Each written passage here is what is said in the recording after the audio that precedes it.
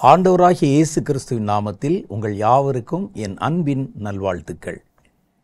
மீண்டுமாக இந்த வாரமும் ஒரு பிரசங்க பீடம் நிகழ்ச்சியிலே உங்கள் யாவரையும் சந்திப்பதில் கர்த்தருக்குள் நான் அதிக மகிழ்ச்சி அடைகிறேன். கர்த்தர் ஒவ்வொரு வாரமும் நம்மை சந்தித்து நமக்கு வேண்டிய நல்ல வசனங்களை, வார்த்தைகளை தந்து இந்த நிகழ்ச்சி நமக்கு ஆசீர்வாதமாக மாற்றி தருகிறார். நான் அடிக்கடி சொல்கிற ஒரு காரியம்தான், இந்த நிகழ்ச்சி ஒரு சபை ஆராதனைக்கு மாற்றான ஒரு நிகழ்ச்சி அல்ல. சபைக்கு போக முடிஞ்சவங்க கட்டாயம் சபைக்கு போகணும். சபை கூடி வருதலை விட்டுவிடாதிருங்கள் என்று கர்த்தருடைய வேதம் நமக்கு எச்சரித்து சொல்லுகிறது. கடைசி காலங்களில் சபைக்கு போகக்கூடாதபடிக்கு அல்லது சபை கூடி வருதலை விட்டுவிடுகிற மாதிரி சூழ்நிலைகள் நிறைய வரும். ஒருவேளை சபை போதகரோட மனத்தாங்கல் உண்டாகலாம், அவர்கள் என்னை சரியாக விசாரிக்கலை என்று சொல்லி காரணமற்ற கோபங்கள் நமக்கு வரலாம். ஏதோ ஒரு காரணத்தினால சபை கூடி வர முடியாமல் போயிடும்போது நீங்கள் அதை தவிர்த்து விடக்கூடாது. சபை கூடி வருதல் என்பது ஒரு கிறிஸ்தவ வாழ்க்கையின முக்கியமான ஒரு அங்கமும் அம்சமுமாக இருக்கிறது. ஆனால் அதே நேரத்தில் அந்த சபையினுடைய குண லட்சணங்களும் உங்களுக்கு தெரியணும். அந்த சபை உண்மையிலேயே உங்களை பற்றி கவலைப்படுகிறதா, நீங்கள் கர்த்தருக்குள் வளர வேண்டும் என்பதில் அவர்கள் என்னென்ன மாதிரி முயற்சி பண்ணுறாங்க, நீங்கள் இந்த சபைக்கு வந்து சேர்றதுக்கு முன்னால் அல்லது ரட்சிக்கப்பட்ட போது இருந்ததை விட இந்த சபை ஆராதனைகளில் கலந்து கொண்ட பிறகு உங்களுக்குள்ள என்ன மாதிரியான வளர்ச்சி வந்திருக்கு, என்னென்ன விதமான மாற்றங்கள் வந்திருக்கு என்பதெல்லாம் நீங்கள் நிதானித்து பார்க்கணும். அடிக்கடி நான் கர்த்தரை முதல்ல தெரிந்து கொண்ட போது நான் இருந்ததுக்கும் சபைக்கு தொடர்ந்து ரெகுலராக வர்றதுனால நான் இப்போது நல்ல வேத வசனத்தை விளங்கி கொள்ள முடிகிறது. பைபிள் படிக்கணும்னு ஆர்வம் வருது, ஊழியம் செய்யணும்னு வாஞ்ச வருது, நல்ல ஆவியில் நிறைஞ்சு ஜெபம் பண்ண முடியுதுன்னு சொன்னால் அது ஒரு நல்ல சபை. சில சபைகள் வெறும் என்டர்டெயின்மெண்ட்டுக்காக, அது இந்த கடைசி நாட்களில் பார்த்திங்கன்னா என்டர்டெயின்மெண்ட் சபைகள் நிறைய பெருகி இருக்கு. அவர்கள் ஒரு 2 மணி நேரத்தை ஒரு என்டர்டெயின்மெண்ட் மாதிரி, ஒரு சினிமா பார்த்த மாதிரி நம்ம போய் அங்கே உட்காந்து கொஞ்சம் நேரம் ஆடி பாடி சந்தோஷப்பட்டு சிரிச்சிட்டு வர்றதுக்காக, சபை என்பது கர்த்தர் அதற்காக நமக்கு கொடுக்கலை. அது களியாட்டத்துக்குரிய ஒரு விடுதி அல்ல, ஒரு இடமும் அல்ல. அப்போ அந்த மாதிரியான சபைகள் இருந்தால் நீங்கள் உங்கள் பகுதியில் நல்ல ஒரு சபையை, நல்ல ஒரு ஆவிக்குரிய வசனத்திலே உங்களை வளர்க்கிற ஒரு சபையில் நீங்கள் உங்களை இணைத்து கொள்வது நல்லது. சிலர் இந்த மாதிரி யூடியூப்பில் வந்து நல்ல நல்ல ஊழியக்காரர்கள்லாம் பேசுகிறாங்களே, நம்ம அதை பார்த்துட்டு பேசாமல் வீட்டோடு இருந்துருவோம், எதுக்கு நம்ம சபைக்கு போய் என்ற மனநிலை உண்மையிலே தவறான ஒரு மனநிலை. ஏனென்றால் சபை என்பது வெறும் செய்தி கேட்கறதுக்கும் அல்லது வெறுமனே ஜெபம் பண்ணுறதுக்கு மாத்திரம் நம்ம அங்கே போகலை. அப்படி இருந்ததுன்னா கர்த்தர் வீட்டிலேயே அவங்கவுங்க ஜெபம் பண்ணிக்கங்கன்னு சொல்லியிருப்பார்.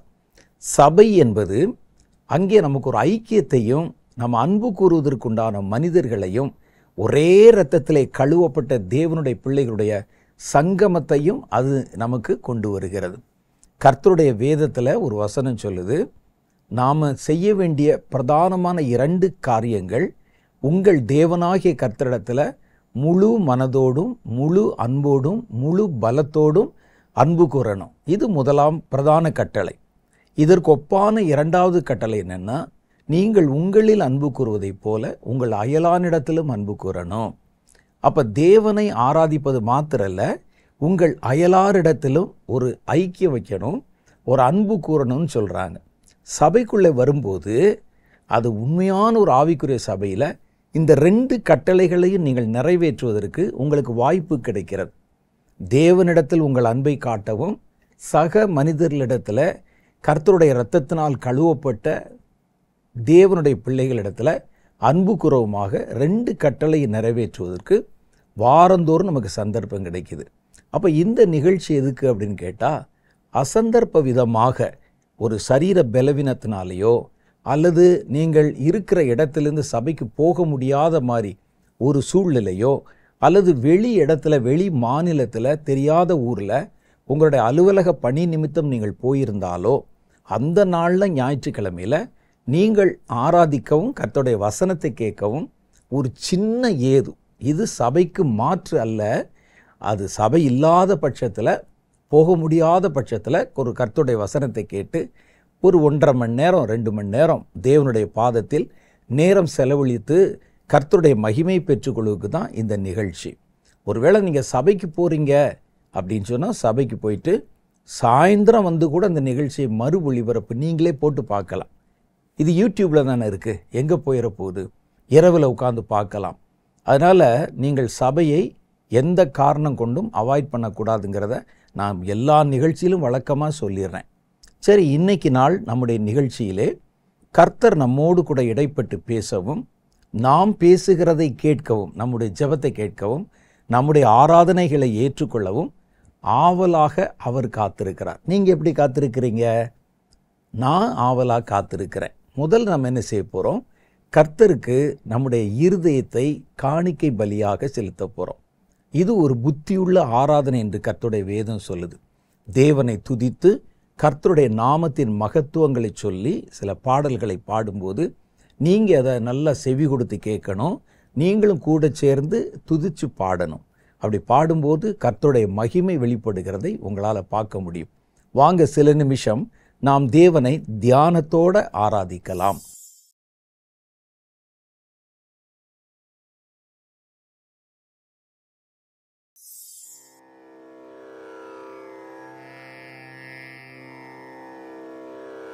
பரிசுத்த ஆவியே ஸ்தோத்திரம், சத்திய ஆவியே ஸ்தோத்திரம், கிருபையின் ஆவியே ஸ்தோத்திரம், ஞானத்தின் ஆவியே ஸ்தோத்திரம்,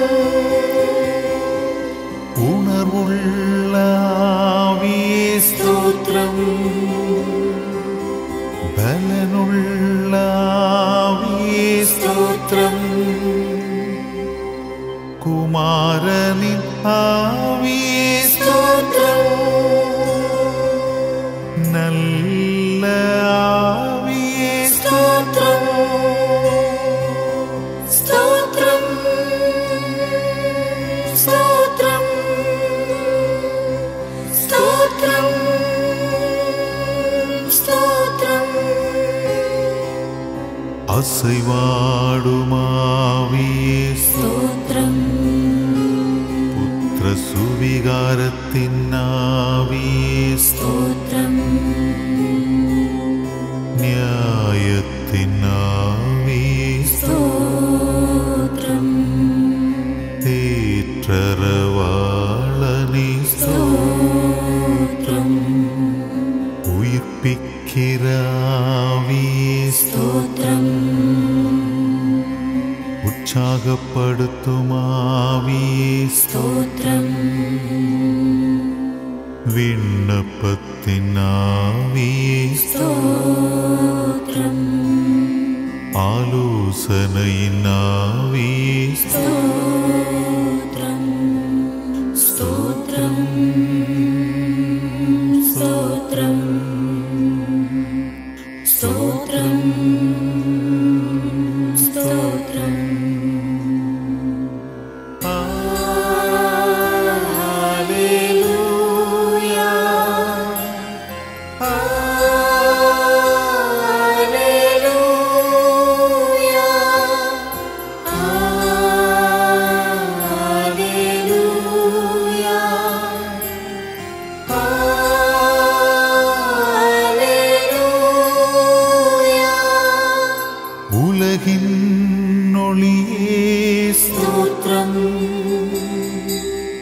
ஜாதிகளுக்கு ஒளியே ஸ்தோத்திரம், மெய்யான ஒளியே ஸ்தோத்திரம், தேவ ஆட்டுக்குட்டியே ஸ்தோத்திரம்,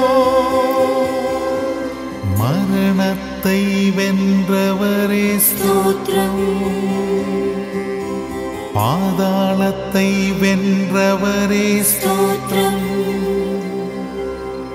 உயிரோடெழுந்தவரே ஸ்தோத்திரம், விண்ணப்பம் கேட்பவரே ஸ்தோத்திரம், ஸ்தோத்திரம்.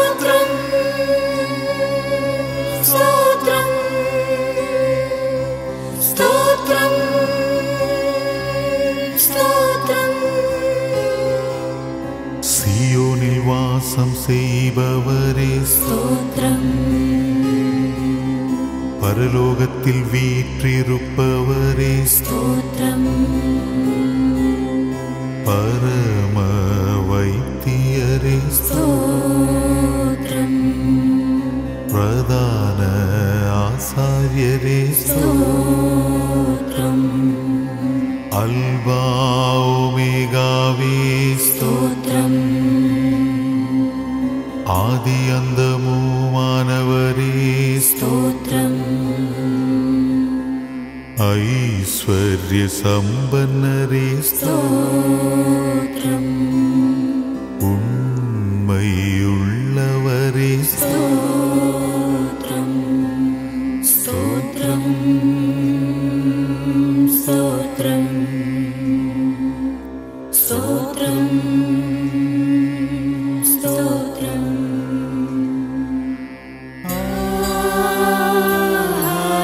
ஹல்லேலூயா.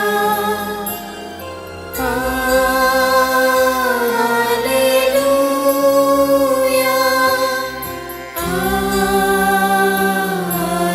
ஹல்லேலூயா.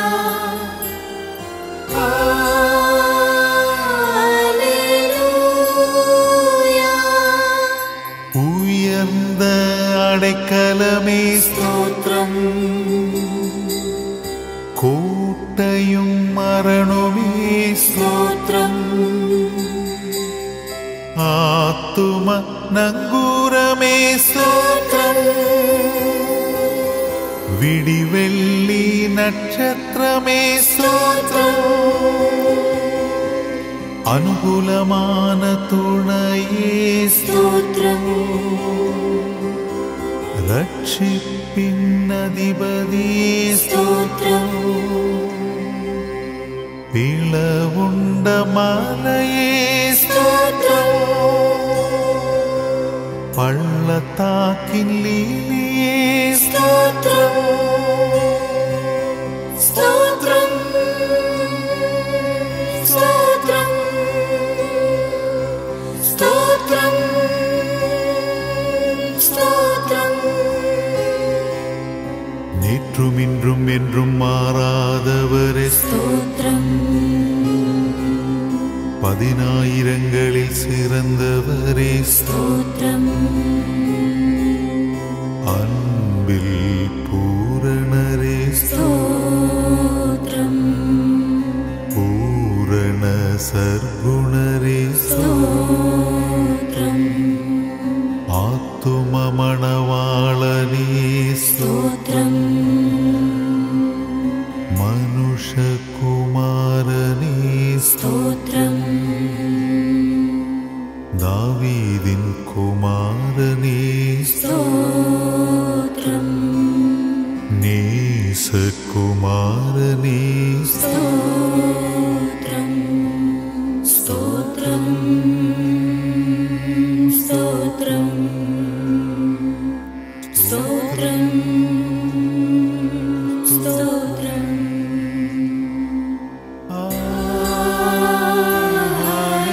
ஹல்லேலூயா.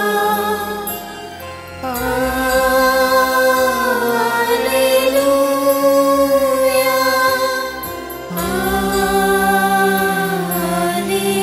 ஹல்லேலூயா.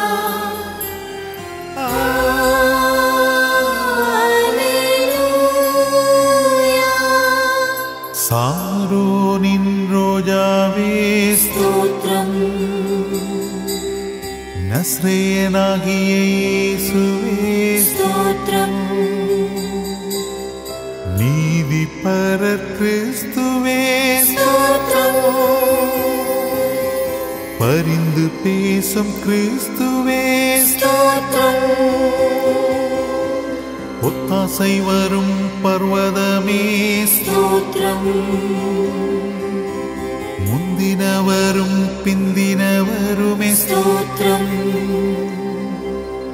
ஜீவ அப்பமே ஸ்தோத்திரம்.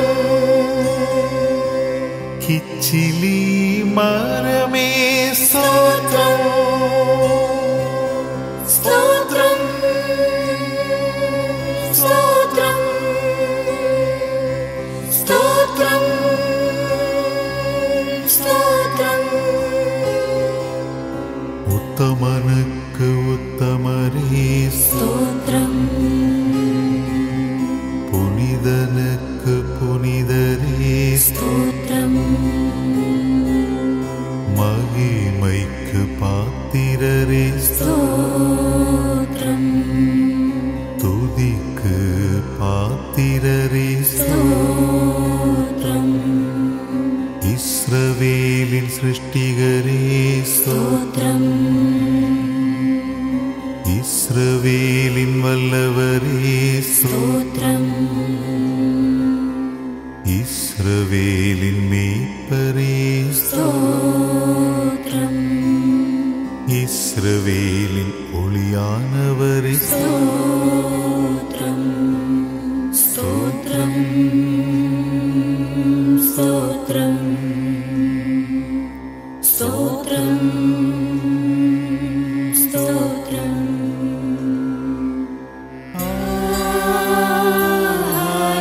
ஹalleluya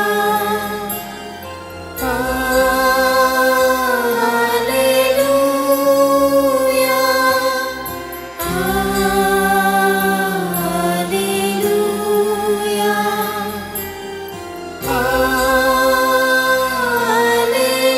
ஹalleluya ஜீவநதியே ஸ்தோத்ரம் ஜீவாதிபதியே ஸ்தோத்ரம்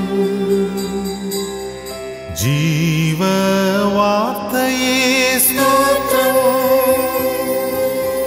ஜீவ ஒளியே ஸ்தோத்ரம்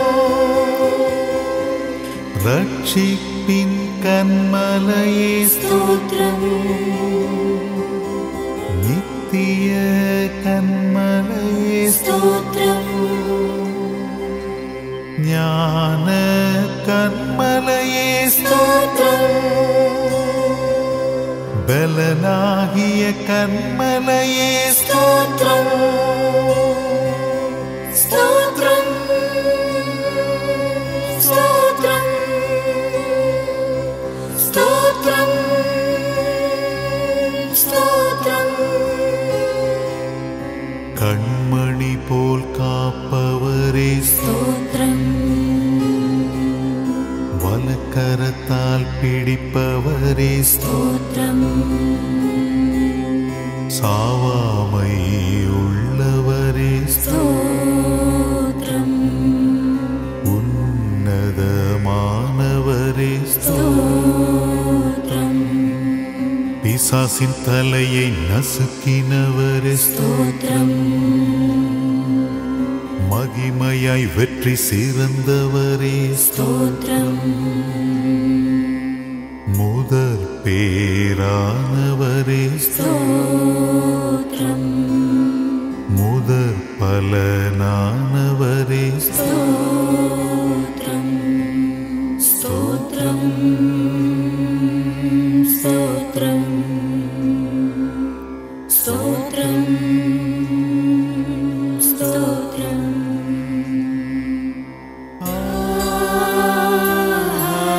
ஹalleluya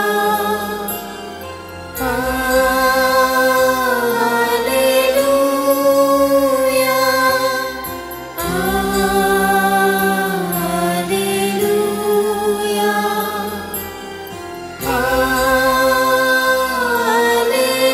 ஹalleluya பிரதான தீர்க்கதரிசியே ஸ்தோத்ரம் கர்த்தரின் சேனை அதிபதி ஸ்தோத்ரம்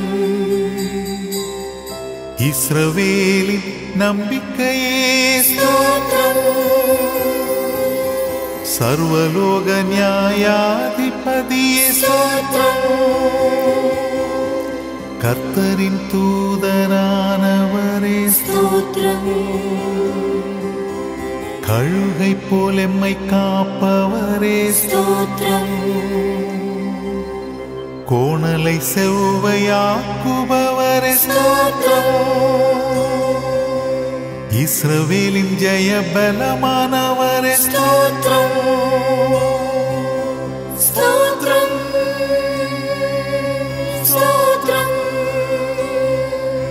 స్తోత్రం స్తోత్రం பிதாவுக்கு ஒரே பேரானவரே స్తోత్రం ஏழையாய் பிறந்தவரே స్తోత్రం பாவிகளின் சிநேகிதரே స్తోత్రం விழுகிறவரை தாங்குபவரே స్తోత్రం நல்ல விதை விதைக்கிறவரே స్తోత్రం தடைகளை நீக்குபவரே స్తోత్రం எனக்காய் யுத்தம் செய்பவரே స్తోత్రం பட்சபாதம் இல்லாதவரே స్తోత్రం స్తోత్రం స్తోత్రం స్తోత్రం స్తోత్రం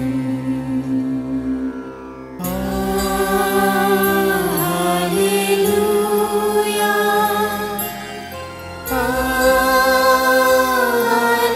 హల్లెలూయా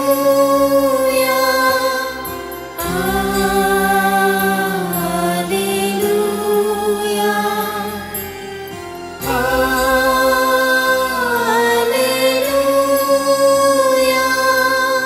நல்ல ஒரு ஆராதனை நேரத்துக்குள்ளே நம்ம போனோம்.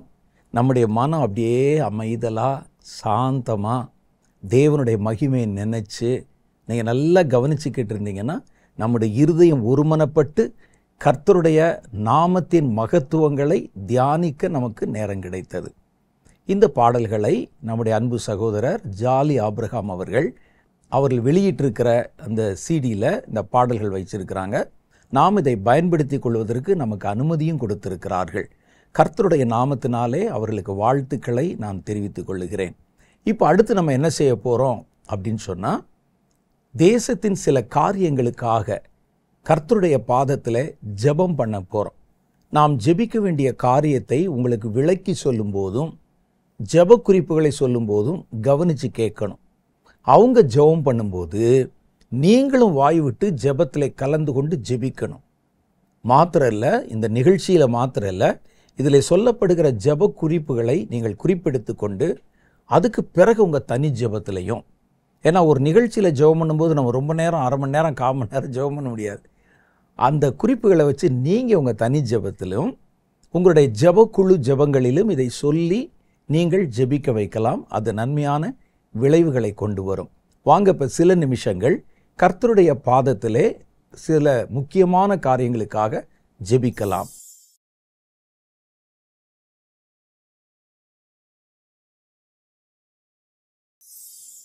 Praise the Lord.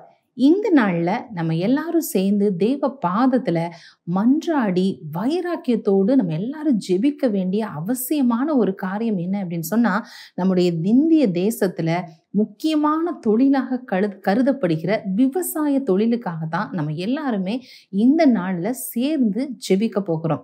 சரி, விவசாய தொழில் அப்படின்னு சொன்னாலே நம்ம எல்லாருமே அதுல கனெக்ட் ஆயிருக்கோம் அப்படின்னு சொல்லி தான் அர்த்தம். நம்முடைய இந்தியா தேசத்துல விவசாயத்தை தொழிலாக நம்பி வாழ்கிற ஜனங்கள் தான் ரொம்பவே அதிகம் அப்படின்னு சொல்லலாம். நம்ம எல்லாருமே படிச்சிருப்போம், இந்தியாவினுடைய முதுகெலும்பு அப்படின்னு சொன்னாலே அது விவசாயம்தான். அக்ரிகல்ச்சர் அப்படிங்கிறது தான் backbone of Indian economy அப்படின்னு சொல்லி நம்ம ஹிஸ்டரியில படிச்சிருக்கிறது உண்டு. அப்ப நம்முடைய இந்திய தேசத்துல அதிகமா தொழில் எதை நம்பி இருக்கு அப்படின்னு சொன்னா, மேஜரான தொழில் 2 தொழில் சொல்லலாம். ஒன்று விவசாயம், 2வது கடல் தொழில் அப்படின்னு சொல்லலாம். அதுல குறிப்பாக இந்த நாட்டில் விவசாயம் செய்கிற ஒவ்வொருவருக்காக, விவசாய தொழிலுக்காக நம்ம எல்லாருமே மன்றாடி ஜெபிக்க வேண்டியது ரொம்பவே அவசியமான ஒரு காரியமாக இருக்கு. ஒரு உழவன் சேற்றுல கை வைத்தாதான் நம்ம சாப்பாட்டிலே கை வைக்க முடியும் அப்படின்னு சொல்லி பழமொழி சொல்றதுல நம்ம கேள்விப்பட்டிருக்கிறோம். அப்படிப்பட்ட விவசாய குடிமக்கள் நம்முடைய தேசத்துக்கு மிகுந்த ஆசீர்வாதம் உள்ளவர்களாக இருக்கிறாங்க. அப்ப அவர்களுடைய நல்வாழ்விற்காக நாம ஜெபிக்க வேண்டியது அவசியமான காரியமாக இருக்கு. இந்தியாவில 50% அதிகமான மக்கள் நேரடியாகவோ இல்ல மறைமுகமாகவோ விவசாயத்தை தான் நம்பி வாழ்ந்து கொண்டு இருக்கிறாங்க அப்படின்னே சொல்லலாம். கடந்த சில வருடங்களாக நம்முடைய இந்திய தேசத்துல வருடந்தோறும் நம்ம பார்த்தோம் அப்படின்னு சொன்னா பல போராட்டங்களை நம்முடைய விவசாயிகள் சந்தித்து கொண்டே வருகிறத ஒவ்வொரு நாளும் செய்தித்தாள்கள்ல நம்ம வரிசையா படித்திருக்கிறோம். நம்ம அதை அநேக நேரங்கள் தொலைக்காட்சிகள்லயும் நம்ம பார்த்திருக்கிறோம். நம்ம உயிர் வாழ்றதுக்கு அப்படின்னு சொன்னா தண்ணீர் ரொம்பவே அத்தியாவசியமான ஒன்று அப்படின்னே சொல்லலாம். ஆனா அதுல குறிப்பாக விவசாயத்திற்கும் விவசாயம் செய்கிறவர்களுக்கும் தண்ணீர் அப்படிங்கிறது ரொம்பவே இன்றியமையாத ஒன்று அப்படின்னு சொல்லலாம். ஏன்னா அது இல்லை அப்படின்னு சொன்னா அவங்களால தொழிலே செய்யவே முடியாது. அந்த விவசாயம் அப்படிங்கிறதே அதை நம்பிதான் இருக்கு அப்படின்னு சொல்லலாம். அப்ப அந்த தண்ணீர் ரொம்பவே இன்றியமையாத தேவையாக அந்த விவசாயத்துக்கு இருக்கு அப்படின்னு சொல்லி நம்ம பார்க்கிறோம். தஞ்சாவூர் போன்ற பகுதிகளில் அதிகமான மழை பொழிகிறதுனால என்ன நடக்குது அப்படின்னு சொன்னா அவங்க விதைத்திருக்கிற பயிர்கள் எல்லாமே அழுகி அப்படி வீணாய் போகிறத நம்ம பார்க்கிறோம். அதிகமான காற்று வீசுறதுனால அவங்க விதைத்திருப்பாங்கல்ல அந்த பயிர்கள் எல்லாம் அப்படி கருகி போகிறதையும் அதே போல அது சேதமடைந்து போறதையும் மிகுந்த நஷ்டத்தை ஏற்படுத்துற செய்திகளையும் நம்ம கேள்விப்பட்டிருக்கிறோம். குறிப்பா சொல்லணும் அப்படின்னு சொன்னா சிவகங்கை, விருதுநகர், ராமநாதபுரம் மாவட்டங்கள்லாம் வெப்பம் ரொம்ப அதிகமா இந்த பகுதிகள் இந்த மாவட்டங்கள் எல்லாம் அதிகமான வெப்பம் இருக்கிறதுனால தண்ணீரோட அளவு ரொம்ப குறைந்து போய் பயிர்கள் எல்லாம் கருகி போகிற அநேக செய்திகளை நம்ம கேள்விப்பட்டிருக்கிறோம்.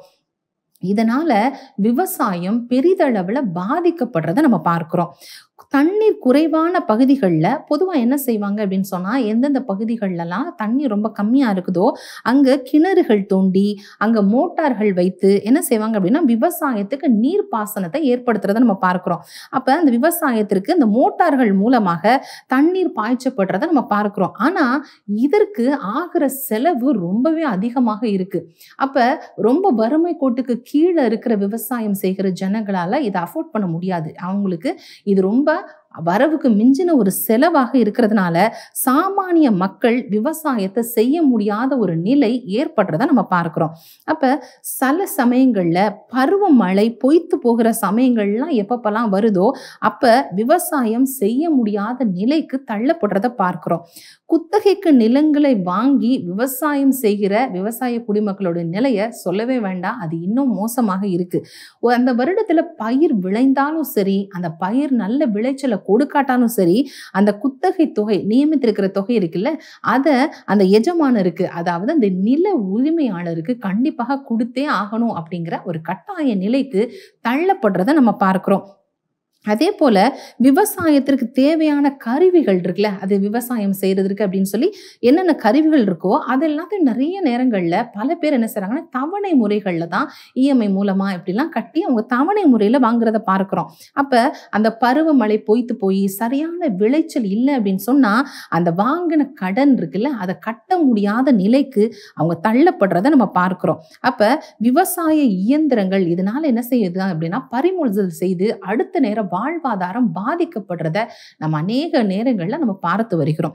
அப்ப ஒரு விவசாயிய அரசாங்கம் தான் உரிய பாதுகாப்பையும் நல்ல நிவாரணங்களையும் தந்து ரொம்ப நல்ல விதத்துல அவங்களை கவனித்துக் கொள்ள வேண்டியது நம்முடைய கடமையாக இருக்கு, ஒரு அரசாங்கத்தோட கடமையாக இருக்கு.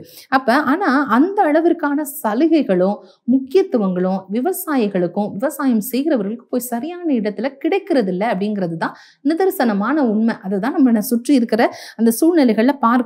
அப்ப கஷ்டப்பட்டு விளைவித்த விவசாய பொருட்களுக்கும் ஒரு போதுமான நிலை அதாவது ஒரு நல்ல விலை நியமிக்கப்படுறது இல்லை அப்படிங்கிறது தான் அவங்க வைக்கிற கோரிக்கையாகவே இருக்கிறத பார்க்கிறோம். அப்ப ஒரு நியாயமான விலை கூட நிர்ணயிக்கப்படுறது இல்லை அப்படிங்கிறது தான் அவங்களுடைய கவலையாகவே இருக்கிறத நம்ம பார்க்கிறோம். அப்ப வாங்குகிற உரங்களோட விலை அதிகமா இருக்கு, ஆனா விலை பொருட்களுடைய விலையோ அப்படியே ஸ்டாக்னண்டா ஒரே நிலையில இருக்கிறத நம்ம பார்க்கிறோம். இந்த நிலை தொடர்ந்து நீடிச்சுச்சு அப்படின்னு சொன்னா விவசாய தொழில் எப்படி தொடர்ந்து செய்ய முடியும்? அவங்களுடைய வாழ்வாதாரம் எல்லாம் பாதிக்கப்பட்டு போயிரும்ல.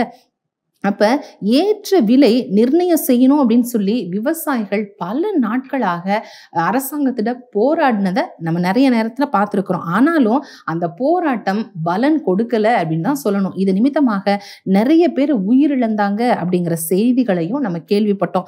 இதை கண்டித்து அநேக ஜனங்கள் தற்கொலை கூட செய்து கொண்டாங்க. ஆனாலும் அதற்கு உரிய தீர்ப்பு கொடுக்கப்படலை அப்படிங்கிறது தான் உண்மை.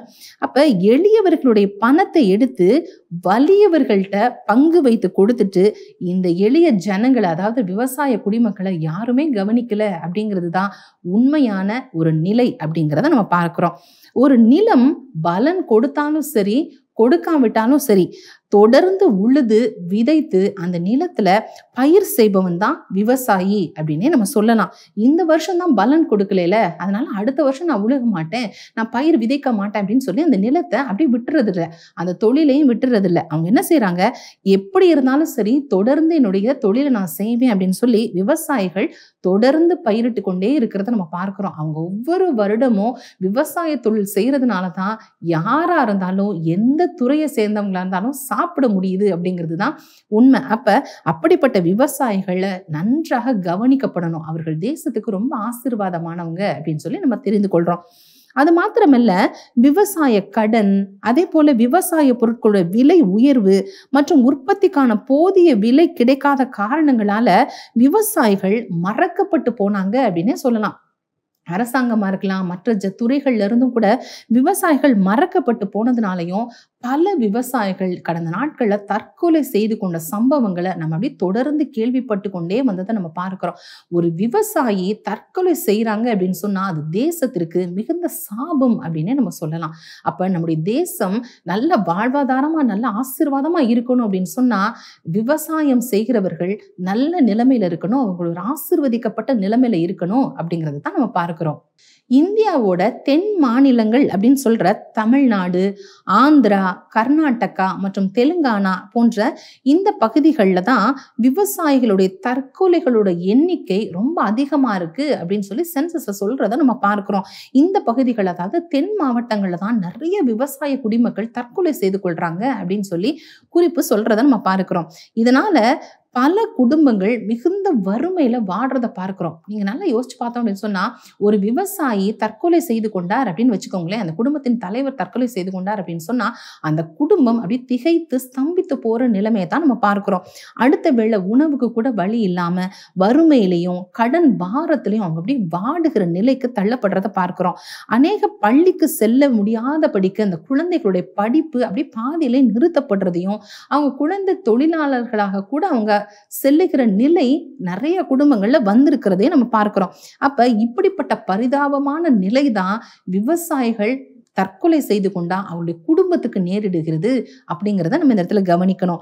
இந்த நிலையில புதிதாக திருத்தப்பட்ட இந்த வேளாண் சட்டத்தின் மூலமாக தங்களுடைய சொந்த நிலங்கள்லயே அந்த விவசாய குடிமக்கள் எப்படி இருக்கிறாங்கன்னா ஒரு கூலிகள் மாறி வருகிற ஒரு அவல நிலை தான் இந்த நாள்ல நீடித்து கொண்டே வருகிறது அப்படின்னு சொல்லி பார்க்கிறோம்.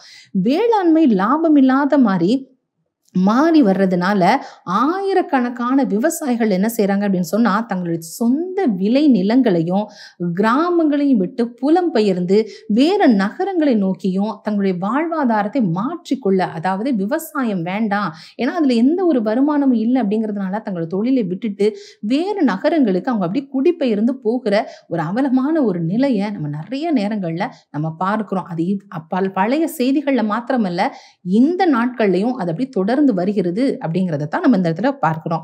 அப்ப விவசாயிகளுடைய வாழ்க்கை இந்த நாட்கள்ல அப்படி கேள்விக்குறியாக மாறிக்கொண்டே வருகிற சூழ்நிலை நம்முடைய தேசத்துல ரொம்ப வேகமாக விரைந்து வருகிறது. அப்படிங்கிறதுனால நாம தான் இந்த தேசத்துல நம்ம எல்லாரும் சேர்ந்து வைராக்கியமாக ஜெபிக்கணும் அப்படின்னு சொல்லி பார்க்கிறோம்.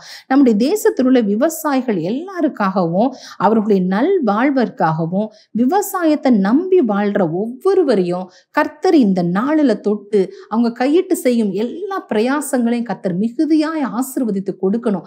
ஏன்னா கர்த்தர் ஆசீர்வதித்தா மாத்திரம்தான் பூமி தன் பலனை மிகுதியாக கொடுக்கும் அப்படின்னு சொல்லி நம்ம பார்க்கிறோம். அப்ப விவசாய தொழில் செய்கிற ஒவ்வொருவரையும் கர்த்தர் இந்த நாளில் தொட்டு அவர்கள் கையிட்டு செய்கிற எல்லா பிரயாசத்தையும் மிகுதியான பலனை கொடுக்கத்தக்கதாக ஆசீர்வதிக்கணும் அப்படின்னு சொல்லி தேவ பிள்ளைகளான நாம எல்லாரும் இணைந்து பாரத்தோடு மன்றாடி ஜெபிக்கலாம் வாங்க. முதலாவதாக நம்ம எல்லாரும் எதற்காக ஜெபிக்க போறோம் அப்படின்னு சொன்னா, ஏற்ற நேரத்துல தேவன் நல்ல ஒரு ஆசீர்வாதமான மழை பொழிவை நம்முடைய தேசத்துக்கு கட்டளையிடணும் அப்படிங்கிறதுக்காகவும், சரியான தொழில் இல்லாம தங்களுடைய வாழ்வாதாரத்தை தேடி அநேக விவசாயிகள் புலம்பெயர்ந்து வேறொரு கிராமங்களுக்கோ இல்ல வேறொரு பட்டணங்களுக்கோ அவங்க போறாங்க. இப்படிப்பட்ட அந்த அவல நிலை தடுக்கப்படணும் அப்படிங்கிறதுக்காகவும், தண்ணீரினால மிகப்பெரிய சேதங்களும் நஷ்டங்களும் வராதபடிக்கு தேவனாகிய கர்த்தர் பாதுகாத்து கொள்ளணும் அப்படிங்கிறதுக்காகவும், சரியான நேரத்துல தேவையான உர வகைகளும் விவசாய பொருட்களும் தடையின்றி எல்லா விவசாயிகளுடைய கரங்களுக்கும் போய் சென்றடையணும் அப்படிங்கிறதுக்காகவும், அரசாங்கத்தின் மூலமாக விவசாயிகளுக்கு கிடைக்க வேண்டிய எல்லா மானியங்களும் சகல ஆசீர்வாதங்களும் சகல நன்மைகளும் வசதிகளும் சரியான நேரத்துல அவங்களுடைய கரங்கள்ல போய் கிடைக்கணும் அப்படிங்கிறதுக்காகவும், விவசாயிகள் அரசாங்கத்தால கவனிக்கப்படணும். அவருடைய நல்வாழ்விற்காக நம்ம எல்லாரும் சேர்ந்து நம்ம ஜெபிக்கணும். அது மாத்திரமல்ல, விவசாயிகள் நம்முடைய தேசத்திற்கு ஆசீர்வாதமானவர்கள். அவங்களுடைய வாழ்க்கை நலிவடைந்து போயிடக்கூடாது அப்படின்னு சொல்லி இந்த வேளையில விவசாயத்திற்காகவும் விவசாய தொழில் செய்கிற ஒவ்வொருவருக்காகவும் பாரத்தோட மன்றாடி ஜெபிப்போம். அன்பும் இரக்கம் பரிசுத்தமுள்ள எங்கள் தேவனாகிய கர்த்தாவே, விவசாயிகளுக்காக கர்த்தருடைய பாதத்துல நாங்கள் ஜெபிக்கிறோம் ஆண்டவரே. ஏற்ற சமயத்துல ஆண்டவரே ஆசீர்வாதமான மழையை கர்த்தர் கட்டளையிடும்படிக்காக நாங்கள் ஜெபிக்கிறோம் ஆண்டவரே. அப்பா, விவசாயிகளுடைய வாழ்வாதாரத்துக்காக நாங்கள் ஒப்பு கொடுத்து நாங்கள் ஜெபிக்கிறோம் ஆண்டவரே. அப்பா, தன்னுடைய வாழ்வாதாரத்தை இழந்து ஆண்டவரே வேலை இல்லாம ஆண்டவரே தங்கள் நிலங்களை விட்டு ஆண்டவரே தாங்கள் வசித்த இடங்களை விட்டு ஆண்டவரே புலம்பெயர்ந்து போகிற இந்த அவல நிலை ஆண்டவரே விவசாயிகளை விட்டு மாற்றப்பட நாங்கள் ஜெபிக்கிறோம்ப்பா. ஆண்டவரே அவங்களுடைய நிலங்களுக்கு ஆண்டவரே விளைச்சல்களுக்கு எந்த ஒரு சேதமும் வராதபடிக்கு ஆண்டவரே கர்த்தர் காத்து கொள்ளும்படிக்காக ஜெபிக்கிறோம். மழையினால ஆண்டவரே தண்ணீரினால காற்றினால எந்த ஒரு சேதங்களும் ஆண்டவரே அவங்க விளைச்சலுக்கு வராதபடி கர்த்தர் காத்து கொள்வீராக. பிள்ளைகளையும் ஆண்டவரே குடும்பங்களையும் கர்த்தர் பொறுப்பெடுத்துக் கொள்வீராக. அப்பா தகப்பனே, அவங்களுக்கு வேண்டிய உரங்கள் ஆண்டவரே ஏற்ற சமயத்துல கிடைக்கணும். அவங்களுக்கு தேவையான விவசாய பொருட்கள் ஏற்ற சமயத்துல ஆண்டவரே விவசாயிகளுக்கு கிடைக்க நாங்க ஜெபிக்கிறோம் ஆண்டவரே. அப்பா, அரசாங்கத்துடைய கண்களிலும் அதிகாரிகளுடைய கண்களிலும் கர்த்தர் தயவு கிடைக்க செய்யுங்க ஆண்டவரே. தகப்பனே, நல திட்டங்கள் ஆண்டவரே அரசாங்கத்தால் அவங்களுக்கு நிறைய நலத்திட்டங்கள் கிடைக்கணும் ஆண்டவரே. அப்பா தகப்பனே, விவசாயிகள் எங்க தேசத்துல நலிவடைந்து போய்விடாதபடிக்கு கர்த்தர் காத்து கொள்வீராக. எங்க தேசத்தின் ஆண்டவரே அப்பா விவசாயிகளை கர்த்தர் ஆசீர்வதிக்கும்படிக்காக கர்த்தருடைய பாதத்துல ஒப்பு கொடுத்து ஜெபிக்கிறோம். உம்முடைய அன்பை எண்ணி துதிக்கிறோம், ஸ்தோத்திரிக்கிறோம். இயேசு கிறிஸ்துவின் நாமத்தில் ஜெபிக்கிறோம் எங்கள் நல்ல பிதாவே. ஆமென், ஆமென். இரண்டாவதாக, நம்முடைய தேசத்துல தற்போது பெருகி வருகிற விவசாயிகளுடைய தற்கொலை மரணங்கள் தடுக்கப்படணும் அப்படிங்கிறதுக்காக நம்ம பாரத்தோடு ஜெபிக்கணும். மிகுந்த கடன் பாரத்தினால குடும்பத்தை நடத்த முடியாம அடுத்த வேளை நம்ம என்ன செய்யறது, எப்படி நம்ம இந்த குடும்பத்தை நடத்துறது அப்படின்னு சொல்லி தெரியாம அநேக விவசாயிகள் தங்களுடைய விலையேற பெற்ற உயிர்களை மாய்த்து கொள்ளுகிற அநேக சம்பவங்களை நம்ம கேள்விப்படுறோம். இது போன்ற காரியங்கள் இனியும் நம்ம தேசத்துல தொடரக்கூடாது அப்படிங்கிறதுக்காக நம்ம மன்றாடி ஜெபிக்கணும். ஏன் அப்படின்னு சொன்னா, விவசாயிகள் நம்முடைய தேசத்திற்கு ஆசீர்வாதமானவர்கள். அவங்க இப்படிப்பட்ட தற்கொலைகள் செய்யறதுனால நம்முடைய தேசம் சாபத்திற்குள்ளாக மாறும். அப்படிங்கிறதுனால இப்படிப்பட்ட தற்கொலை மரணங்கள் தடுக்கப்படணும் அப்படிங்கிறதுக்காகவும், விவசாயிகளுடைய கடன் பாரங்கள் எல்லாம் அவங்களை விட்டு நீங்கணும், அந்த கடன்கள் எல்லாம் அடைக்கப்படணுங்கிறதுக்காகவும், அவர்களுடைய வாழ்வாதாரங்களை ஊக்குவிக்க பல நலத்திட்டங்களை அரசாங்கம் வகுக்கணும் அப்படிங்கிறதுக்காகவும், விவசாயிகளுக்கு அரசாங்கத்திடமிருந்து உதவிகளும் இழப்பீடுகளும் சரியான நேரத்துல கொடுக்கப்படவும், விவசாய விளை நிலங்கள் எல்லாவற்றையும் தேவனாய் கர்த்தர் ஆசீர்வதித்து கொடுக்கணுங்கிறதுக்காகவும், ஏற்ற காலத்துல நல்ல ஆசீர்வாதமான மழை பொழிவை கர்த்தர் கொடுத்து பூமி தன் பலனை நிறைவாய் கொடுக்கணும் அப்படிங்கிறதுக்காகவும், விவசாயம் செய்கிற ஒவ்வொரு விவசாயிகளுக்காகவும் விவசாய தொழில தேவனாய் கர்த்தர் இந்த நாளிலே ஆசீர்வதிக்கணும் அப்படிங்கிறதுக்காக நம்ம பாரத்தோடு ஜெபிக்கணும். இந்த வேளையில நீங்களும் கூட இந்த நிகழ்ச்சியை பார்த்து கொண்டிருக்கிற வேளையில விவசாயம் நீங்களோ உங்களுடைய குடும்பத்தாரோ இல்ல உங்களுக்கு தெரிந்த உற்றார் உறவினரோ கூட செய்து கொண்டிருக்கலாம். அவர்களுக்காக நம்ம எல்லாரும் இந்த வேளையில பாரத்தோடு மன்றாடி ஜெபிப்போம். சர்வ வல்லமையுள்ள தேவனே, இசப்பா உன்னதமானவரே, இந்த வேளையிலும் கூட எங்க தேசத்தின் ஆண்டவரே விவசாயிகளுக்காக உங்களை நோக்கி நாங்கள் பார்க்கிற ஆண்டவரே, இந்த நாட்கள்ல விவசாயிகளுடைய மரணங்கள் அது அதிகமாய் பெருகி கொண்டிருக்கிறத நாங்கள் பார்க்கிறோமே ஆண்டவரே. விவசாயிகள் தங்களுடைய விவசாய நிலத்திலேயே ஆண்டவரே தங்களுடைய ஜீவனை மாய்த்து கொள்கிற அவல நிலைகளை நாங்கள் காண்கிறோமே ஆண்டவரே. ஒரு விசை கூட கர்த்தர் எங்க தேசத்தின் விவசாயிகளை கண்ணோக்கி பார்ப்பீராக ஆண்டவரே. ஒவ்வொருவருடைய வாழ்வாதாரங்களை கர்த்தர் நீங்க ஆசீர்வதிக்கும்படிக்கு நாங்கள் ஜெபிக்கிறோம். ஒவ்வொருவரும் ஆண்டவரே இந்த நாட்கள்ல மிகுந்த கடன் பிரச்சனைகள் ஆண்டவரே அவர்கள் மாட்டிக்கொண்டு தங்களுடைய வாழ்வாதாரத்தை ஆண்டவரே அவர்கள் கழிக்க முடியாதபடிக்கு தற்கொலையே தீர்வு என்று அவர்கள் செய்கிற இந்த காரியங்களை கர்த்தர் அறிந்திருக்கீங்களே. ஒரு விசை கூட கர்த்தர் அவங்களுடைய கடன் பாரங்களை நீங்க மாற்றி போடுவீராக ஆண்டவரே. கர்த்தர் தாமே எங்க விவசாயிகளை நீங்க ஆசீர்வதிக்கும்படிக்கு நாங்க ஜெபிக்கிறோம். எங்க விவசாய நிலங்களை கர்த்தர் நீங்க ஆசீர்வதிக்கும்படிக்கு நாங்க ஜெபிக்கிறோம் ஆண்டவரே. அதே போல இந்த வேளையிலும் கூட எங்க அரசாங்கத்திற்காக நாங்க ஜெபிக்கிறோம். எங்க அரசாங்க அதிகாரிகளோட கர்த்தர் நீங்க பேசுவீராக ஆண்டவரே. அப்பா ஆண்டவரே அவர்களுக்கு தேவையான நல்ல திட்டங்களையும் அவர்களுக்கு தேவையான நல்ல இழப்பீடுகளையும் அவர்கள் கொடுக்கத்தக்கதாக கர்த்தர் எங்க விவசாயிகள் ஆண்டவரே அப்பா நினைத்தருளும்படிக்கு நாங்க ஜெபிக்கிறோம். எங்க விவசாயிகள் ஆண்டவர்களுடைய மரணங்களும் அவர்களுடைய ஆண்டவரே வேதனைகளும் எங்க தேசத்துக்கு சாபம் என்பதை நாங்க அறிந்திருக்கிறோமே ஆண்டவரே. எந்த விதத்துல எங்க விவசாயிகளுடைய கண்ணீரும் எங்க விவசாயிகளுடைய மரணங்களும் எங்க தேசத்துல நிலவாதபடிக்கு கர்த்தர் எங்க விவசாயிகளையும் அவர்களுடைய தொழில்களையும் கர்த்தர் நீங்க ஆசீர்வதிக்கும்படிக்கு நாங்க ஜெபிக்கிறோம். கர்த்தருடைய பரிசுத்த பிரசன்னத்துக்குள்ளாக நாங்க தாழ்த்தி அர்ப்பணிக்கிறோம். மீட்பர் இயேசு கிறிஸ்துவின் நாமத்தினாலே ஜெபிக்கிறோம் நல்ல பிதாவே, ஆமென். ஒரு நல்ல ஜெப நேரத்துக்குள்ளே நம்ம கடந்து போனோம். ஜெபிப்பதில் நம்ம நேரத்தை பற்றி யோசிக்கவே கூடாது. இது நிகழ்ச்சிங்கிறதுனால தான் நம்ம சுருக்கமாக ஜெபம் பண்ணி இருக்கிறோம். நீங்கள் தொடர்ந்து இந்த காரியங்களை மனதில் வைத்து கர்த்தருடைய பாதத்தில் சமயம் கிடைக்கும் போதெல்லாம் நீங்கள் ஜெபம் பண்ணுற உங்கள் ஜெபத்தில் ஒரு 5 நிமிடமாவது ஒதுக்கி இந்த குறிப்புகளுக்காக ஜெபம் பண்ணுவது தேசத்தில் நல்ல விளைவுகளை உண்டு பண்ணும்.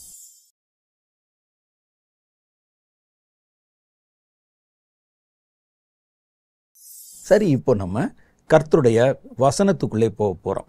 இன்னைக்கு நம்முடைய தியானத்திற்கென்று நான் தெரிந்து கொண்ட வேத வசன பகுதி எபிரேயருக்கு எழுதின நிருபம் 10வது அதிகாரம் 35வது வசனத்தில் இருக்குது. எபிரேயர் 10:35 என்ன சொல்லுது அப்படின்னா, ஆகையால் மிகுந்த பலனுக்கு ஏதுவான உங்கள் தைரியத்தை விட்டுவிடாதிருங்கள். உங்கள் ஆவிக்குரிய மன தைரியம் இருக்கு பாருங்க, அந்த தைரியத்தை நீங்கள் இழந்துடக்கூடாது. ஏன் அப்படின்னா, மிகுந்த பலனுக்கு ஏதுவாக ஆவிக்குரிய தைரியம்தான் ஆவிக்குரிய நல்ல பலன்களை நம்ம பெறுவதற்கு உதவி செய்கிறது. ஆவியிலே தைரியம் இல்லாதவர்கள் கர்த்தரிடத்தில் இருந்து வருகிற பலன்களை பெற்றுக்கொள்ள முடியாது. தைரியத்துக்கும் நம்ம பெற்றுக்கொள்ளுகிற பலனுக்கும் ஒரு சம்பந்தம் இருக்கிறதை இந்த வசனம் நமக்கு சுட்டி காட்டுது. சிலர் சொல்லுவாங்க, கர்த்தர் நமக்கு கொடுக்குற அந்த பலன் என்பது நீங்கள் சும்மா இருந்தால் கூட கொடுத்துக்கிட்டே இருப்பார் அப்படின்னு. அப்படி இல்லை. நீங்கள் கர்த்தரிடத்தில் இருந்து ஞான நன்மைகளையும் ஆவிக்குரிய நல்ல பலன்களையும் நீங்கள் பெற வேண்டுமானால் உங்களுக்கு மன தைரியம் வேணும். தைரியத்தினால தான் அவைகளை பெற முடியும். நீங்கள் நல்லா அந்த வசனத்தை படித்து பாருங்களேன்.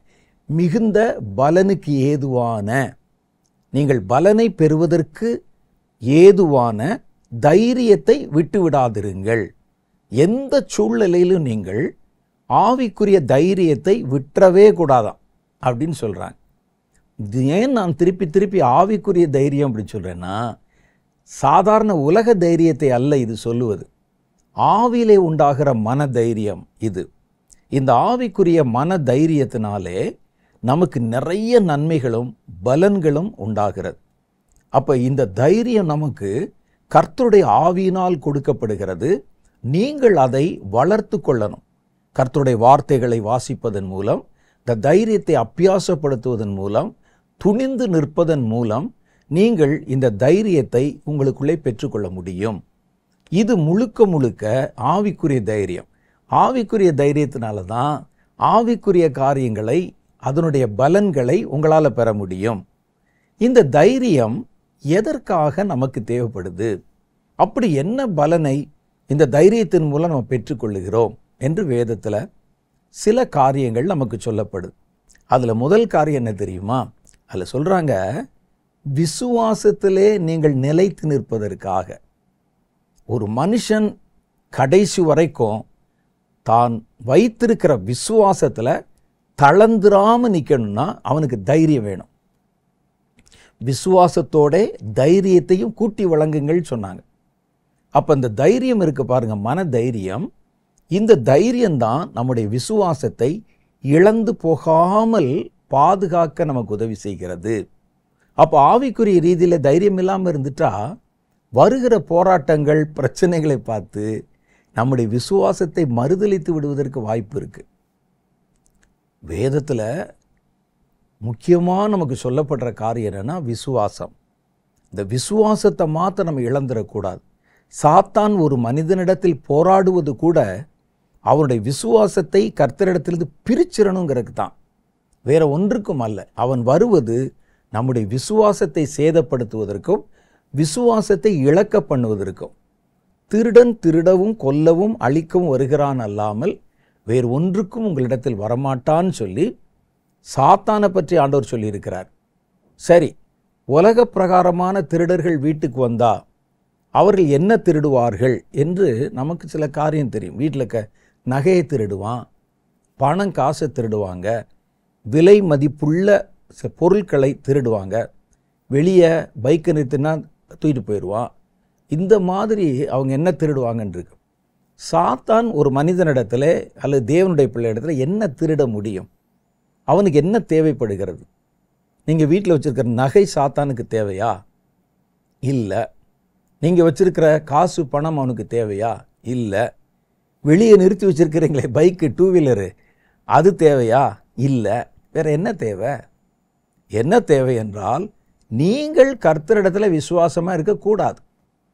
உங்களை எப்படியாவது திருடி கொண்டு போகணும். உங்கள் விசுவாசத்தை திருடிவிட வேண்டும்.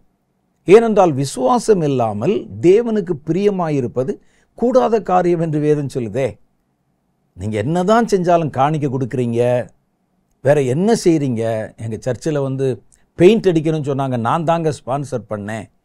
ஊழியக்காரர்களுக்கு எந்த ஊழியக்காரர் வந்தாலும் எங்கள் வீட்டில் சாப்பாடு கொடுப்போம், நாங்கள் தான் உபசரிப்போம், சபையில் எல்லாம் ரைட்டு தான். ஆனால் வேதம் சொல்லுது விசுவாசம் இல்லாமல் கர்த்தருக்கு பிரியமாயிருப்பது கூடாத காரியம். விசுவாசம் இல்லாமலே கூட இந்த மாதிரி காரியத்தை சிலர் செய்வாங்க. பயம் அல்லது ஏதாவது ஒரு ஆசீர்வாதம் நமக்கு கிடைக்கும் என்ற ஒரு எண்ணம். ஆனால் வேதம் சொல்லுது நீங்கள் எதை செய்தாலும் அதை விசுவாசத்தோடு செய்யணும்.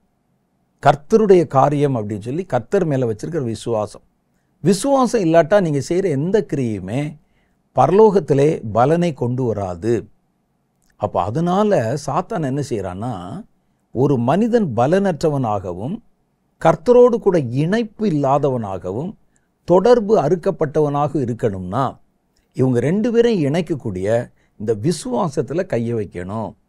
அப்போ நமக்கு வருகிற எந்த போராட்டத்தை நீங்கள் பார்த்தாலும், ஒருவேளை ஊழியத்து நிமித்தம் வருகிற போராட்டங்கள், நண்பர்களால் வருகிற போராட்டங்கள், சபையாரால் வருகிற போராட்டங்கள், என்ன போராட்டத்தை நீங்கள் பார்த்தாலும் ஒரு கர்த்தருடைய பிள்ளைக்கு வருகிற போராட்டங்கள் எல்லாவற்றினுடைய மையப்பொருள் உங்கள் விசுவாசத்தை உங்களில் இருந்து இழக்க பண்ண வேண்டும் என்பதற்காகத்தான் இருக்கும்.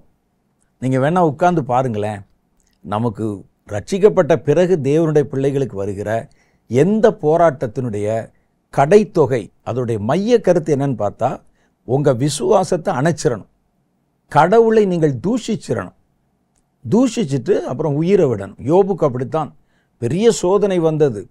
அவர் தேவனுக்காக தன்னுடைய வாழ்க்கையை ஒப்பு கொடுத்திருந்தாரு. என் பிள்ளைகள் கூட அறியாமல் எங்கேயாவது தப்பு செஞ்சிருவானோ அப்படின்னு சொல்லி அவங்களுக்காக பாவரிக்கை செய்து தகன பலிகளை செலுத்தி அந்த காலத்து முறையின்படி இதெல்லாம் செஞ்சு நீதிமானும் உத்தமனுமாக இருந்தார். அவருக்கு போராட்டம். இப்போ அவருடைய மனசில் என்ன வருது? என்ன வரணும் நியாயமா? கடவுளுக்கு இவ்வளோ செஞ்சேன் ஐயா, பார்த்து பார்த்து பார்த்து பரிசுத்தமாக இருந்தேன், என் பிள்ளைகள் பாவம் செய்யக்கூடாதுன்னு கவனமாக இருந்தேன், ஒவ்வொரு முறையும் தேவனுக்கு நான் ஆராதனை செய்தேன், நீதிமானாய் நடந்தேன், கடைசியில் எனக்கு என்ன நடந்தது? என் தோலெல்லாம் அழிஞ்சு போய் நடு தெருவில் உட்கார்ந்துருக்கிறேனே, இனிமேலும் நான் கடவுளை நினைக்கணுமா அப்படின்னு வந்திருக்கணும். ஆனால் வரலை. அவர் உட்கார்ந்து தேவனை துதிச்சு கொண்டிருக்கிறார். அப்போ உடனே அவருக்கு அதை நினைவுபடுத்துவதற்கு மனிதர்களை அனுப்புகிறான் சாத்தான். அவனுக்கு ரொம்ப உயிர் சிநேகிதரான நண்பர்கள். அவங்க பேசுகிறத நீங்கள் பார்த்தா நெகட்டிவ் மாதிரியே தெரியாது. அவருக்கு புத்தி சொல்கிற மாதிரி, ஆறுதல் சொல்கிற மாதிரி, உனக்கு தெரியாமல் ஏதோ ஒரு ரகசிய பாப்பர் இருக்கும்பா, தேவனுடைய ஜனங்கள் பேசுகிற மாதிரி, ஒரு ஊழியக்காரர்கள் பேசுகிற மாதிரி, ரொம்ப ஃபிலாசபி பேசி தத்துவார்த்தமாக பேசி, அந்த அவர்கள் பேசின வார்த்தையை கர்த்தர் அவர்கள் நிதானமாய் பேசலைன்னு ஏன் சொன்னார்? கர்த்தர் சொல்லாமல் நீங்கள் அவர்கள் பேசின பகுதிகள், அவருடைய நண்பர்கள் பேசினதை வாசி பார்த்தீங்கன்னா தப்பு மாதிரியே தெரியாது. தேவனை ஒரு பக்கம் புகழ்ந்து சொல்லுவாங்க, அவர் உண்மையானவர், அவர் எல்லாத்தையும் நீதியாகத்தான் செய்வார், உங்கள்கிட்ட தான் ஏதாவது தப்பு இருக்கும் அப்படின்னு அவர் நல்லா சொல்கிற மாதிரி சொல்லுவாங்க. அவர்கள் பேசினதை கர்த்தர் ஏன் அவர்கள் நிதானமாய் பேசலை, என் கோபம் அவர்கள் மேலே மூழுகிறது என்று கர்த்தர் ஏன் சொன்னார் அப்படின்னா, அவங்க பேசினதை நீங்கள் சும்மா படிச்சிங்கன்னா குறை கண்டுபிடிக்க முடியாது. ஆனால் அவர்கள் பேசின நோக்கம் என்னன்னா, யோபுவினுடைய விசுவாசத்தை தளர பண்ணுவது. சாத்தான் அவங்களை அனுப்பி அவங்க இருதயத்தை நிரப்பி பேச வச்சு, நீ இப்படி செஞ்சியே உனக்கு என்ன கிடைச்சது, நீ அப்படி நடந்தே என்ன செய்தது என்றெல்லாம். யோபு ஒவ்வொன்றுக்கும் பதில் சொல்லிகிட்டே இருக்கிறாரு. சாத்தான் பார்த்தான், இனிமேல் நேருக்கு நேரம் இறங்கிட வேண்டியதான்னு மனைவியை தூண்டி விட்டு, மனைவி வந்து சொல்கிறாங்க, இன்னுமா உம்முடைய உத்தமத்தனத்திலே உண்மையாக இருக்கிறீர், கடவுள் கடவுள் கடவுள்னு எப்போ பார்த்தாலும் உங்களுடைய உத்தமத்தனத்தில் உங்கள் விசுவாசத்தில் உறுதியாக இருக்கீங்களா? தேவனை தூஷிச்சா விசுவாசம் போச்சு. தேவனை தூஷித்து உயிரை விடும். ஏன் சும்மா உயிரை விட்டா? தேவனை தூஷித்து உயிரை விட்டால் தான் சாத்தானுக்கு லாபம். எப்படி சாகத்தானே போகிறாரு? சரி, நீ செத்துப்போன்னு கூட சொல்லலாம். தேவனை தூஷித்து உயிரை விடும் அப்படின்னா அவருடைய விசுவாசத்தை விட்டு விட்டு அப்புறம் உயிரை விடு. அது சாத்தானுடைய நோக்கம். அதனால தான் நண்பர்களை அனுப்பி பேசினான். ஒவ்வொரு காரியத்தையும் அவருக்கு உணர்த்தி காண்பித்து கொண்டே இருந்தார்கள். நீ இப்படி இருந்ததில் என்ன லாபம்? இதுதான் விசுவாசத்துக்கு ஒரு போராட்டம். மனைவியே சொல்லுகிறாள், செத்து போயா அப்படின்னு. அப்போ அவர்கள் சொல்லுகிறதுல பாருங்க, அவர் மரித்தாலே கர்த்தரை தூஷித்து விட்டார் அல்லது விசுவாசத்தை இழந்து விட்டார் என்பதுதான் அர்த்தம். ஏன்னு அவர்கள் சொல்லுவது, நீ மரித்துப்போ அப்படின்னு சொன்னால் என்ன அர்த்தம்? தற்கொலை பண்ணிக்கன்னு அர்த்தம். தேவனை தூஷித்து உயிரை விடும். அப்போ உயிரை விடுவதும் வைத்துக்கொள்வதும் என் கையிலையா இருக்குது? உங்கள் கையில் இருக்குதா? அந்த உயிரை விடுவது உங்கள் கையில் இருந்துச்சுன்னா அதுக்கு பேர் தற்கொலை என்று பெயர். அப்போ தேவனை தூஷிக்கிறது ஒன்று தான், விசுவாசத்தை இழக்கிறது ஒன்று தான், தன்னுடைய ஜீவனை அழித்து கொள்வதும் ஒன்று தான். அந்த மனைவியின் மூலம் இந்த காரியத்தை வலியுறுத்துகிறது சாத்தான். பல தருணங்களிலே நம்முடைய கிறிஸ்தவ வாழ்க்கையில், விசுவாச வாழ்க்கையில் நமக்கு வருகிற போராட்டம் எல்லாம், அது வரும்போது அந்த போராட்டம் நமக்கு எதை வலியுறுத்துகிறதுன்னு பார்த்தீங்கன்னா, கடவுளை விட்டுரு, அவர் மேலே வச்சிருக்கிற நம்பிக்கையை விட்டுரு. இதுதான். அதை வேற வேற வெர்ஷனில் சொல்லுவான். நம்ம அதை சரியாக விளங்கி கொள்ள முடியாதபடிக்கு நமக்கு மனசுக்குள்ளே அப்படியே தோற்றம் அளித்து, கடவுளுக்கு ஊழியம் செஞ்சியப்பா, ஓடுனியே, என்ன கிடைச்சது பார் உனக்கு, அவங்கெல்லாம் எப்படி இருக்கிறாங்க, இப்படிலாம் தூண்டி விசுவாசத்தை இழக்க பண்ணுவான். அப்போ எந்த சூழ்நிலையிலையும் கடவுள் மேலே வைத்திருக்கிற நம்பிக்கை மாத்திரம் இழக்காமல் இருக்கணும். அதுக்கு இந்த பாடுகளின் வழியாக கடந்து வரும்போது நம்ம அந்த விசுவாசத்தை பிடித்து கொள்வதற்கு, விட்டு விடாது இருக்கிறதுக்கு ஒரு மன தைரியம் வேணும். யோபுக்கு அந்த தைரியம் இருந்தது. அவர் சொன்னார், என்னை கொன்று போட்டாலும் நான் அவர் மேல் நம்பிக்கையாக இருப்பேன். இவ்வளவு காரியம் வந்துருச்சு, என்னை கொன்னே போடியா, நான் கர்த்தரிடத்தில் நம்பிக்கையாக இருப்பேன். அந்த நம்பிக்கை எடுக்க முடியாது. என் நேசர் உயிரோடு இருக்கிறார், அவரை ஒரு நாள் நான் முகமுகமாய் தரிசிப்பேன் அப்படின்னு தன் விசுவாசத்தை அறிக்கை செய்கிறார். அப்போ நமக்கு வருகிற போராட்டங்கள், பிரச்சனைகள், அதுக்கு நடுவில் அந்த விசுவாசத்தை காப்பாற்றிக்கிறதுக்கு ஒரு மன தைரியம் வேணும். பவுல் அப்போஸ்தலர் சொல்லுகிறார், நல்ல போராட்டத்தை போராடினேன். 2 தீமோத்தேயின் புஸ்தகம் 4வது அதிகாரம் 7வது வாக்கியம். நல்ல போராட்டத்தை போராடினேன். அவர் எவ்வளவோ போராட்டங்களை போராடினார். அவர் சொன்ன, பொல்லாத மனிதர்களோட போராடினேன், துஷ்ட மிருகங்களோட போராடினேன், கள்ள சகோதரர்களோட போராடினேன். அவர் வாழ்க்கையில் கர்த்தருக்குள்ளே வந்த பிறகு போராட்டம்தான் மிகுதி. அவர் இந்த போராட்டங்களில் அவர் நல்ல போராட்டம் என்று ஒன்றை சொல்லுகிறார். அது என்னவா?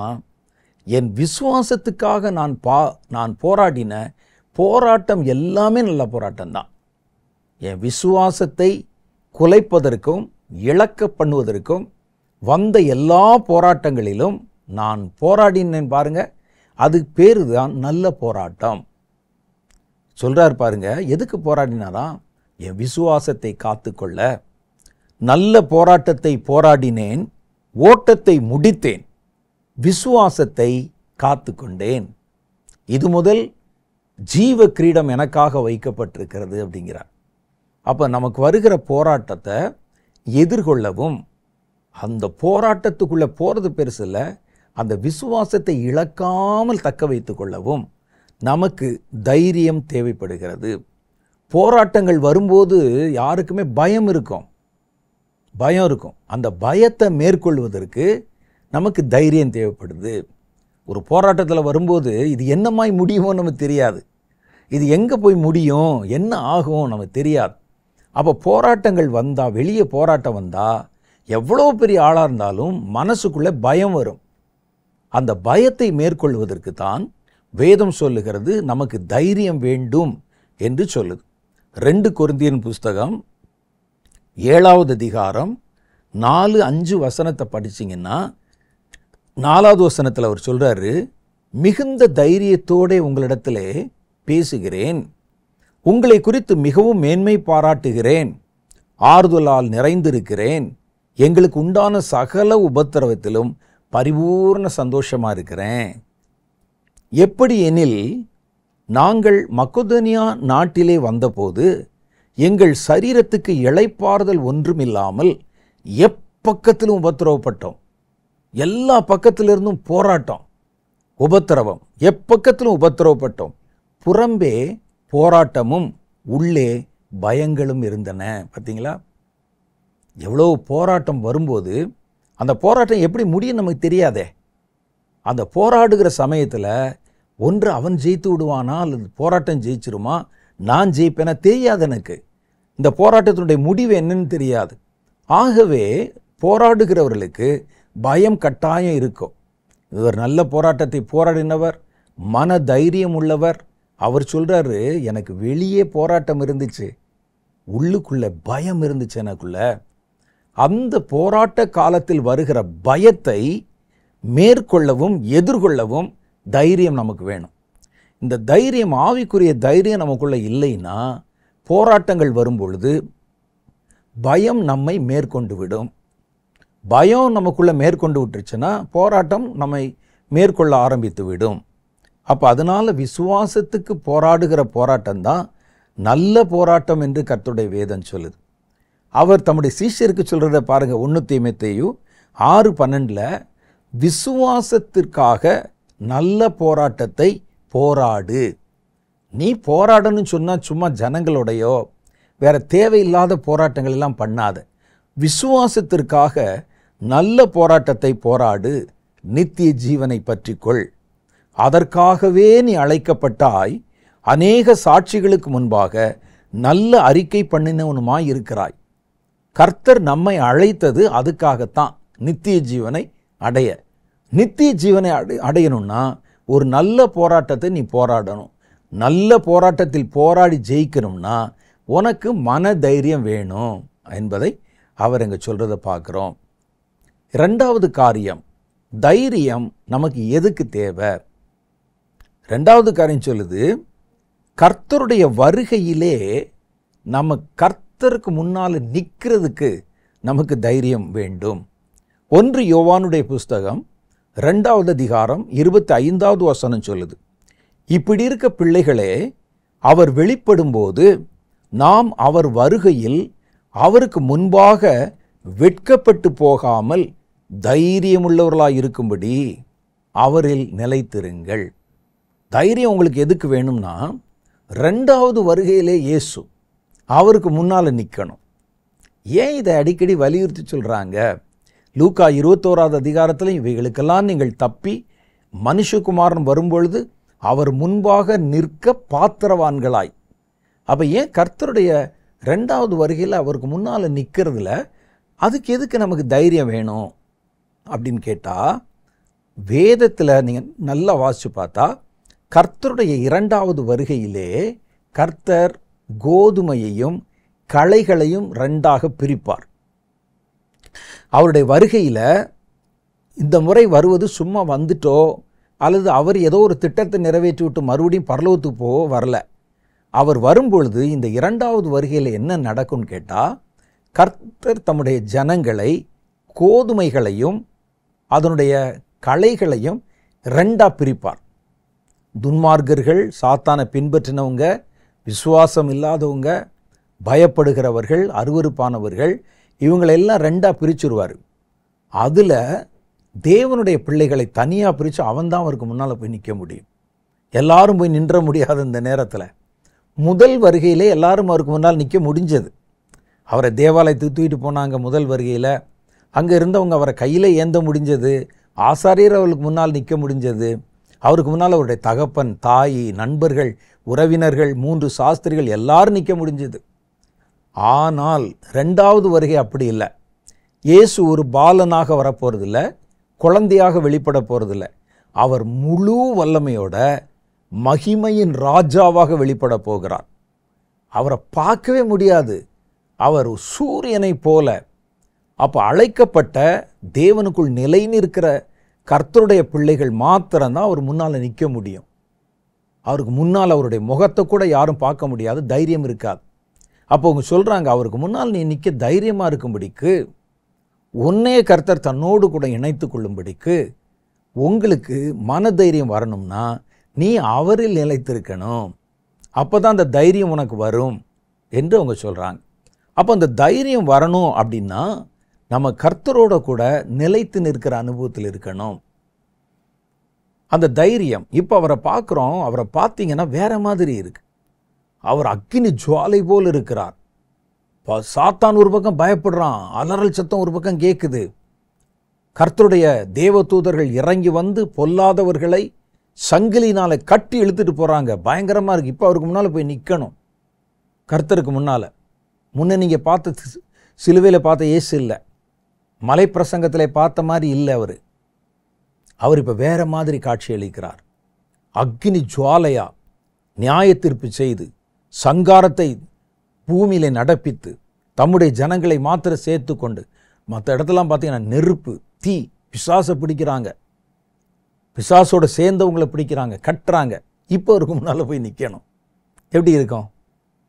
அப்போ அது முன்னால் போய் நிற்கிற தைரியம் உங்களுக்கு வரணும்னா நீங்கள் 2 காரியத்தை செய்யணும்னு சொல்லுது வேதம். ஒன்று, அவரிடத்தில் எப்பொழுதும் ஜெபம் பண்ணி விழித்திருங்கள். லூக்கா 21வது அதிகாரம் 36வது வசனம். ஆகையால் இனி சம்பவிக்க போகிற இவைகளுக்கெல்லாம் நீங்கள் தப்பித்து மனுஷகுமாரனுக்கு முன்பாக நிற்க பாத்திரவான்களாய் எண்ணப்படுவதற்கு எப்பொழுதும் ஜெபம் பண்ணி விழித்திருங்கள் என்றார். 2வது காரியம் சொல்றாரு, அதான் நம்ம இப்போ வாசித்தோம். யோவான் 1 யோவான் 2:28. இப்படி இருக்க பிள்ளைகளே, அவர் வெளிப்படும்போது அவர் வருகையிலே அவருக்கு முன்பாக வெட்கப்பட்டு போகாமல் தைரியமாய் நிற்கும்படிக்கு அவரிலே நிலைத்திருங்கள். அப்போ 2 காரியத்தை செய்கிறது தான் நிலைக்க முடியும். ஒன்று ஜெபம் பண்ணுறவன், விழித்திருந்து ஜெபம் பண்ணுறவன். இன்னொன்று கர்த்தருக்குள்ளே நிலைத்திருத்தல். இந்த 2 காரியத்தை நீங்கள் செஞ்சால் தான் அவர் அங்கே பார்க்குறீங்களே. இப்போ கர்த்தரை பார்க்குறது வேற தோற்றத்தில் இருக்கும். ஒரு மத்தியான வெயில் அடிக்கிற கோடையில், அக்னி நட்சத்திர வெயில் நேரத்தில் வெறும் கண்ணால் சூரியனை பார்க்க முடியுமா உங்களால்? முடியாது. சூரியனையே பார்க்க முடியலன்னா இவர் 1000 சூரியனுக்கு சமமாக அவருடைய மகிமை வெளிப்படும். வானத்தில் மின்னல் விழுகுதே, பளிச்சு பளிச்சுன்னு. வெறும் கண்ணில் பார்க்க முடியுமா? பயமாக இருக்குதே. கண் பார்வை கூட போயிடுதே. மின்னல்களை கையிலே அடக்கி வைத்திருக்கிறவர் எப்படி பார்க்கறது? பார்க்க முடியாது. தைரியம் அங்கே முன்னால் போய் நிற்க முடியாது. அவரை பார்த்தீங்கன்னா கோபம் ஒரு பக்கம் பற்றி எரியும். தம்முடைய பிள்ளை வா வா வான்னு சொல்லிட்டு அந்த பக்கத்தில் தம்முடைய தீர்ப்புகளை நிறைவேற்றி கொண்டு இருப்பார். சாத்தானுடைய ராஜ்யம் சரிக்கப்படும். சாத்தான் அப்படியே சங்கிலே கட்டப்பட்டு பிடிக்கப்படுவான். அவனை சார்ந்த அதிகாரிகள், தூதர்கள், அவன் கூட இருந்தவங்க, உத்தியோகஸ்தர்கள், அதிபர்கள், ராஜாக்கள் எல்லாம் பிடிக்கப்படுவாங்க. அலறல், பயங்கரமான சத்தம். இப்போ போய் அவருக்கு முன்னால் போய் நிற்கணும். எப்படி இருக்கும்? பயமாக இருக்கும். அதுக்கு அவங்க 2 உபாயத்தை சொல்கிறாங்க. ஜெபம் பண்ணுங்க, கர்த்தரில் நிலைத்திருங்க. ஏன் அப்படின்னு சொன்னால், நீங்கள் இவரை ஜெபத்திலே காத்திருக்கும்போது அடிக்கடி தரிசிக்கிறீங்க, நீங்கள் பார்க்குறீங்க அவரை, அவரோடு கூட பேசுகிறீங்க, அவரோடு கூட ஒரு நட்புறவை வளர்த்து கொள்ளுகிறீர்கள். அவர் நிலைச்சிருக்கும்போது அவரோடு கூட நீங்கள் உறவாடுகிறீர்கள். நீங்கள் எப்பவும் பார்க்குறவர் தான். உங்கள் ஜெபத்தில் அவரை பார்க்குறீங்க, நீங்கள் அவரிடத்தில் வேதத்தை வாசிக்கும் போது அவர் உங்களிடத்தில் பேசுகிறாரு, தேவ சமூகத்து பழக்கத்தை வளர்த்து கொள்ளுகிறீர்கள். நீங்கள் அடிக்கடி பார்க்குற ஒருத்தரை இப்போ அங்கே பார்க்கும்போது உங்களுக்கு இப்போ பயம் வரல. நான் தான் அவரை அடிக்கடி பார்க்குறேனே, எனக்கு தெரிஞ்சவர் தான் அங்கே உட்கார்ந்துருக்கிறாரு. அப்போ நமக்கு பார்த்த உடனே ஒரு சந்தோஷம் வந்துடும். ஒரு முக்கியமான இடங்களில் நம்ம போகிறோம், ஒரு இன்டர்வியூக்கு போகிறோம், பயமுறுத்துகிறாங்க, பயங்கரமான இதுங்க இன்டர்வியூ அது அப்படின்னு சொல்கிறாங்க, அப்படி நடுங்கிட்டு இருக்கீங்க. உள்ளே போய் பார்த்தா உங்கள் கூட படித்த நண்பர் அங்கே உட்கார்ந்துருக்கிறாரு இன்டர்வியூ பண்ணுறதுக்கு. உடனே அந்த பயம் அப்படியே மாறி போய் நமக்கு ஒரு மன தைரியம் வந்துடும். மன தைரியம், நம்ம ஃப்ரெண்டு தானே உட்கார்ந்துருக்கிறாரு, இப்போ நம்ம தெளிவாக பேச முடியும், தெளிவாக பதில் சொல்ல முடியும். அதே போல தான் நீங்கள் அடிக்கடி பார்த்து உங்கள் அறையில் சந்தித்தவரைத்தான் இப்போ நீங்கள் சிங்காசனத்தில் பார்க்குறீங்க. நெருப்பாக இருந்தாலும் அக்னியாக இருந்தாலும் இவர் உங்களுக்கு தெரியும் ஏற்கனவே. முதல் நாள் இரவு வரைக்கும் அவர் உங்களோட பேசியிருக்கிறார், உங்களோட அந்த நட்புறவு இருந்திருக்கிறார். அப்போது நமக்குள்ளே நமக்கு தெரிஞ்சவரை தான் பார்க்குறோம், அந்த தைரியம் வரும். ஜெபமே பண்ணாமல் வெறும் பேர் கிறிஸ்தவர்களாக இருந்து கொண்டு அப்போ தான் கர்த்தரை முதல்ல பார்த்தான்னா செத்தவனை போல விழுந்துரும். ஆள்தான் தானியேல் முதல்ல தேவனை ஆண்டவரை முகமுகமாக பார்த்தபோது செத்தவனை போல விழுந்தேன் என்கிறார். கர்த்தரை அடிக்கடி சந்திக்கும் போது ஒரு நண்பரை போல பேசுகிறீங்க, பழகுறீங்க. ஒரு அமெரிக்கன் எம்பசிக்குள்ளே நீங்கள் போகிறீங்க, தனித்தனியாக ஒருத்தரை இன்டர்வியூ பண்ணணும், உங்களுக்கு அவங்க இமிக்ரேஷனில் அந்த இது கிளியரன்ஸ் கொடுக்கணும், பயப்படுறீங்க உள்ளே போகிறதுக்கு. உள்ளே போய் பார்த்தா உங்களுக்கு ஃபேஸ்புக்கில் நண்பராக இருந்த ஒருத்தர், உங்களோட ரொம்ப அந்தரங்கமான காரியத்தெல்லாம் பேசக்கூடிய ஒருத்தர், ரொம்ப சிநேகிதர் அங்கே உட்கார்ந்துருந்தா அந்த மன தைரியம் ஒரு நிமிஷத்தில் நமக்குள்ளே இருந்த அந்த பயமெல்லாம் போயிடும் பாருங்களேன். அது மாதிரி நீங்கள் வாழ்கிற அந்த காலத்தில் தேவ சமூகத்தின் பழக்கத்தை அதிகரித்து கொண்டால் அவரை தரிசிக்கும்போது பயம் வராது. அவர் எவ்வளவுதான் மகிமையை காண்பிச்சாலும் எங்கள் அப்பா தானே, என்னை ரட்சித்தவர் தானே, எங்கள் வீட்டில் என் கூட நின்று பேசினவர் தானே, காரியத்தை வெளிப்படுத்தினவர் தானே, அப்போ நாம் அவரிடத்தில் போவதற்கு பயப்பட மாட்டோம். வான்னு கூப்பிட்டா போயிடுவோம் நம்ம. அப்போ அதைத்தான் வேதம் சொல்லுது, பயமில்லாத தைரியத்தை உருவாக்குவதற்கு நீங்கள் தேவனிடத்திலே உறவாடுகிற ஜெபத்தை பண்ணணும். எப்பொழுதும் ஜெபம் பண்ணி விழித்திருக்கணும், எப்பவும் அந்த உறவிலே புதுப்பித்து கொள்ளணும், கர்த்தரிடத்திலே நிலைத்து நிற்கணும், கர்த்தருக்குள்ள உங்களுடைய வாழ்க்கை அமைந்திருக்கணும். அப்படி இருக்கும்போது இந்த வருகையிலே அவருடைய எந்த தோற்றத்தை பார்த்தாலும் உங்களுக்கு பயமே வராது. அவர் யாருன்னு உங்களுக்கு தெரியும், ஏற்கனவே பேசியிருக்கிறாரு, பழகியிருக்கிறாரு, தொட்டிருக்கிறாரு, தூக்கி இருக்கிறாரு, உங்களுக்கு காரியத்தை விளக்கி சொல்லியிருக்கிறாரு, ஆசிரியராக இருந்திருக்கிறாரு, ஒரு அப்பா மாதிரி இருந்திருக்கிறாரு, ஒரு அம்மா மாதிரி இருந்திருக்கிறாரு, உங்களுடைய சுக துக்கங்கள் எல்லாவற்றிலும் பங்கு பெற்றிருக்கிறார். ஏன் பயப்பட போகிறீங்க? மற்றவர்களுக்கு தான் பயம், சாத்தானுக்கு பயம், மற்றவர்களுக்கு பயம், உங்களுக்கு எனக்கு என்ன பயம்? அப்போ அதனால் நம்ம வாழ்கிற காலத்தில் தேவ சமூகத்தின் பழக்கத்தை, தேவனோடு கூட இருக்கிற உறவை பலப்படுத்தி கொண்டால் நீங்கள் பயப்பட தேவை இருக்காது, பயப்படவும் மாட்டீங்க. இல்லாவிட்டால் அவரை பார்க்க முடியாது, கஷ்டம். அது பயப்பட்டு தான் ஆகணும். மூன்றாவது காரியம் பாருங்கள், நியாய தீர்ப்பில் நிற்க நமக்கு தைரியம் வேண்டும். நியாய தீர்ப்பில் பக்கு பக்குன்னு இருக்கும். நியாய தீர்ப்பில் ஒவ்வொருவரும் தனித்தனியாக பதில் சொல்லணும். அங்கே உங்களுக்காக நான் பேச முடியாது. இப்போ சொல்கிறீங்களே, எனக்கு இந்த மாதிரி ஒரு பிரச்சனை இருக்குது பிரதர், எனக்கு ஜெபம் பண்ணிக்கங்க, மெயில் போட்டிருக்கேன், அல்லது ஒரு நேராக உங்கள்கிட்ட வர்றேன், எனக்கு ஜெபம் பண்ணுங்க, ஆண்டவர்கிட்ட நீங்கள் பரிந்து பேசுங்க, அதெல்லாம் அங்கே ஒன்றும் செல்லாது. நியாய தீர்ப்பில் வந்துச்சுன்னா தன் பிள்ளைக்காக தாய் பேச முடியாது, தாய்க்காக மகன் பேச முடியாது, மனைவிக்காக கணவன் பேச முடியாது, சபைக்காக அதனுடைய போதகன் பேச முடியாது. தனித்தனியாக போய் நிற்கணும். நியாய தீர்ப்பில் நிற்கும்போது விசாரிப்பாங்க. ஒவ்வொரு காரியமும் விசாரணைக்குள்ளாகும். நம்ம செஞ்ச ஒவ்வொரு காரியமும் நம்முடைய நினைவுக்கு கொண்டு வரப்படும். அது அப்படியே தெளிவாக தெரியும். கர்த்தர் அதை ஒரு ஞாபக புஸ்தகத்தில் எழுதி வச்சிருப்பார். அந்த நேரத்தில் அந்த புத்தகங்கள் திறக்கப்படும் வசனத்தில் போட்டு நம்ம நினைக்கிறோம் ஒரு பெரிய லெட்ஜர் மாதிரி ஒரு புஸ்தகத்தை வச்சு ஒவ்வொருத்தனுடைய கதையும் எழுதியிருப்பாங்க அப்படின்னா எவ்வளோ பக்கம் வரும் அப்படின்னு நம்ம நினைப்போம். அந்த புஸ்தகம் அங்கெல்லாம் ஒன்றும் இல்லை. அந்த புஸ்தகம் உங்களுக்குள்ளே எனக்குள்ளேயும் தான் இருக்குது.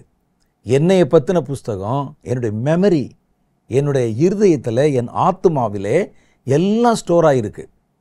இப்போ நான் வாழும்போது சிலது ஞாபகத்துக்கு வருது, பலது ஞாபகத்துக்கு வரலை. ஆனால் நியாயத்திற்கு நிற்கும்போது ஒரு சின்ன குண்டூசியை கீழே போட்டு எடுத்தது முதற்கொண்டு உங்களுக்கு அங்கே எல்லாம் உங்களுடைய மெமரியிலேருந்து வெளியே வரும். அது எல்லாம் உங்கள் கண்ணுக்கு முன்னால் தெரியும். ஒவ்வொன்றுக்கும் நீங்கள் பதிலும் உத்தரவாதம் சொல்ல வேண்டும். ஏன் இந்த பாவத்தை செஞ்ச, ஏன் இதை இப்படி நடந்து கொண்ட, ஏன் இவனுக்கு விரோதமாக பேசின, ஒவ்வொரு மனுஷன் பேசுகிற ஒவ்வொரு வார்த்தைகளை குறித்தும் நியாய தீர்ப்பிலே கணக்கு ஒப்புவிக்க வேண்டும் என்றல்லவா வேதம் சொல்லுது. பேசுனது கூட சொல்லணுமாமே நம்ம. அப்போ அங்கே போய் நம்ம நிற்கணும்னா பயமாக இருக்கும். வேதம் சொல்லுது பாருங்கள், 1 யோவான் புஸ்தகம் 4வது அதிகாரம் 17வது வசனத்தில், நியாய தீர்ப்பின் நாளிலே நமக்கு தைரியம் உண்டாயிருக்கத்தக்கதாக.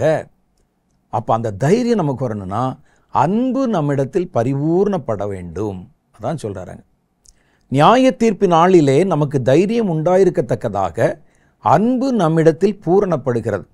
ஏனென்றால் அவர் இருக்கிற பிரகாரமாய் நாமும் இவ்வுலகத்தில் இருக்கிறோம். இயேசு இருந்த மாதிரி இந்த உலகத்தில் இருந்துட்டிங்கன்னா உங்களை யாரும் நியாயம் விசாரிக்க மாட்டாங்க. ஏன்னா அவர் நியாய தீர்ப்பை ஜெயித்தவர். அவருடைய வாழ்க்கை முறை இந்த மாதிரி வாழ்ந்தால் நீ நியாய தீர்ப்பை சந்திக்க வேண்டியில்லை அப்படின்னு வசனம் சொல்லுது. அப்போ நம்முடைய இருதயமே நம்மை நியாயம் தீர்த்து விட்டால் நமக்கு வேறொரு நியாய தீர்ப்பு இல்லை என்றும் அதே வேதம் நமக்கு சொல்லுகிறது. அப்போது ஒரு மனிதன் அன்பிலே பூரணப்பட்டு கிறிஸ்து வாழ்ந்த ஒரு வாழ்க்கையின் சாட்சியை இந்த உலகத்தில் வாழ்ந்தா கிறிஸ்துவின் வாழ்க்கையை யார் நியாயம் தீர்க்க முடியும்?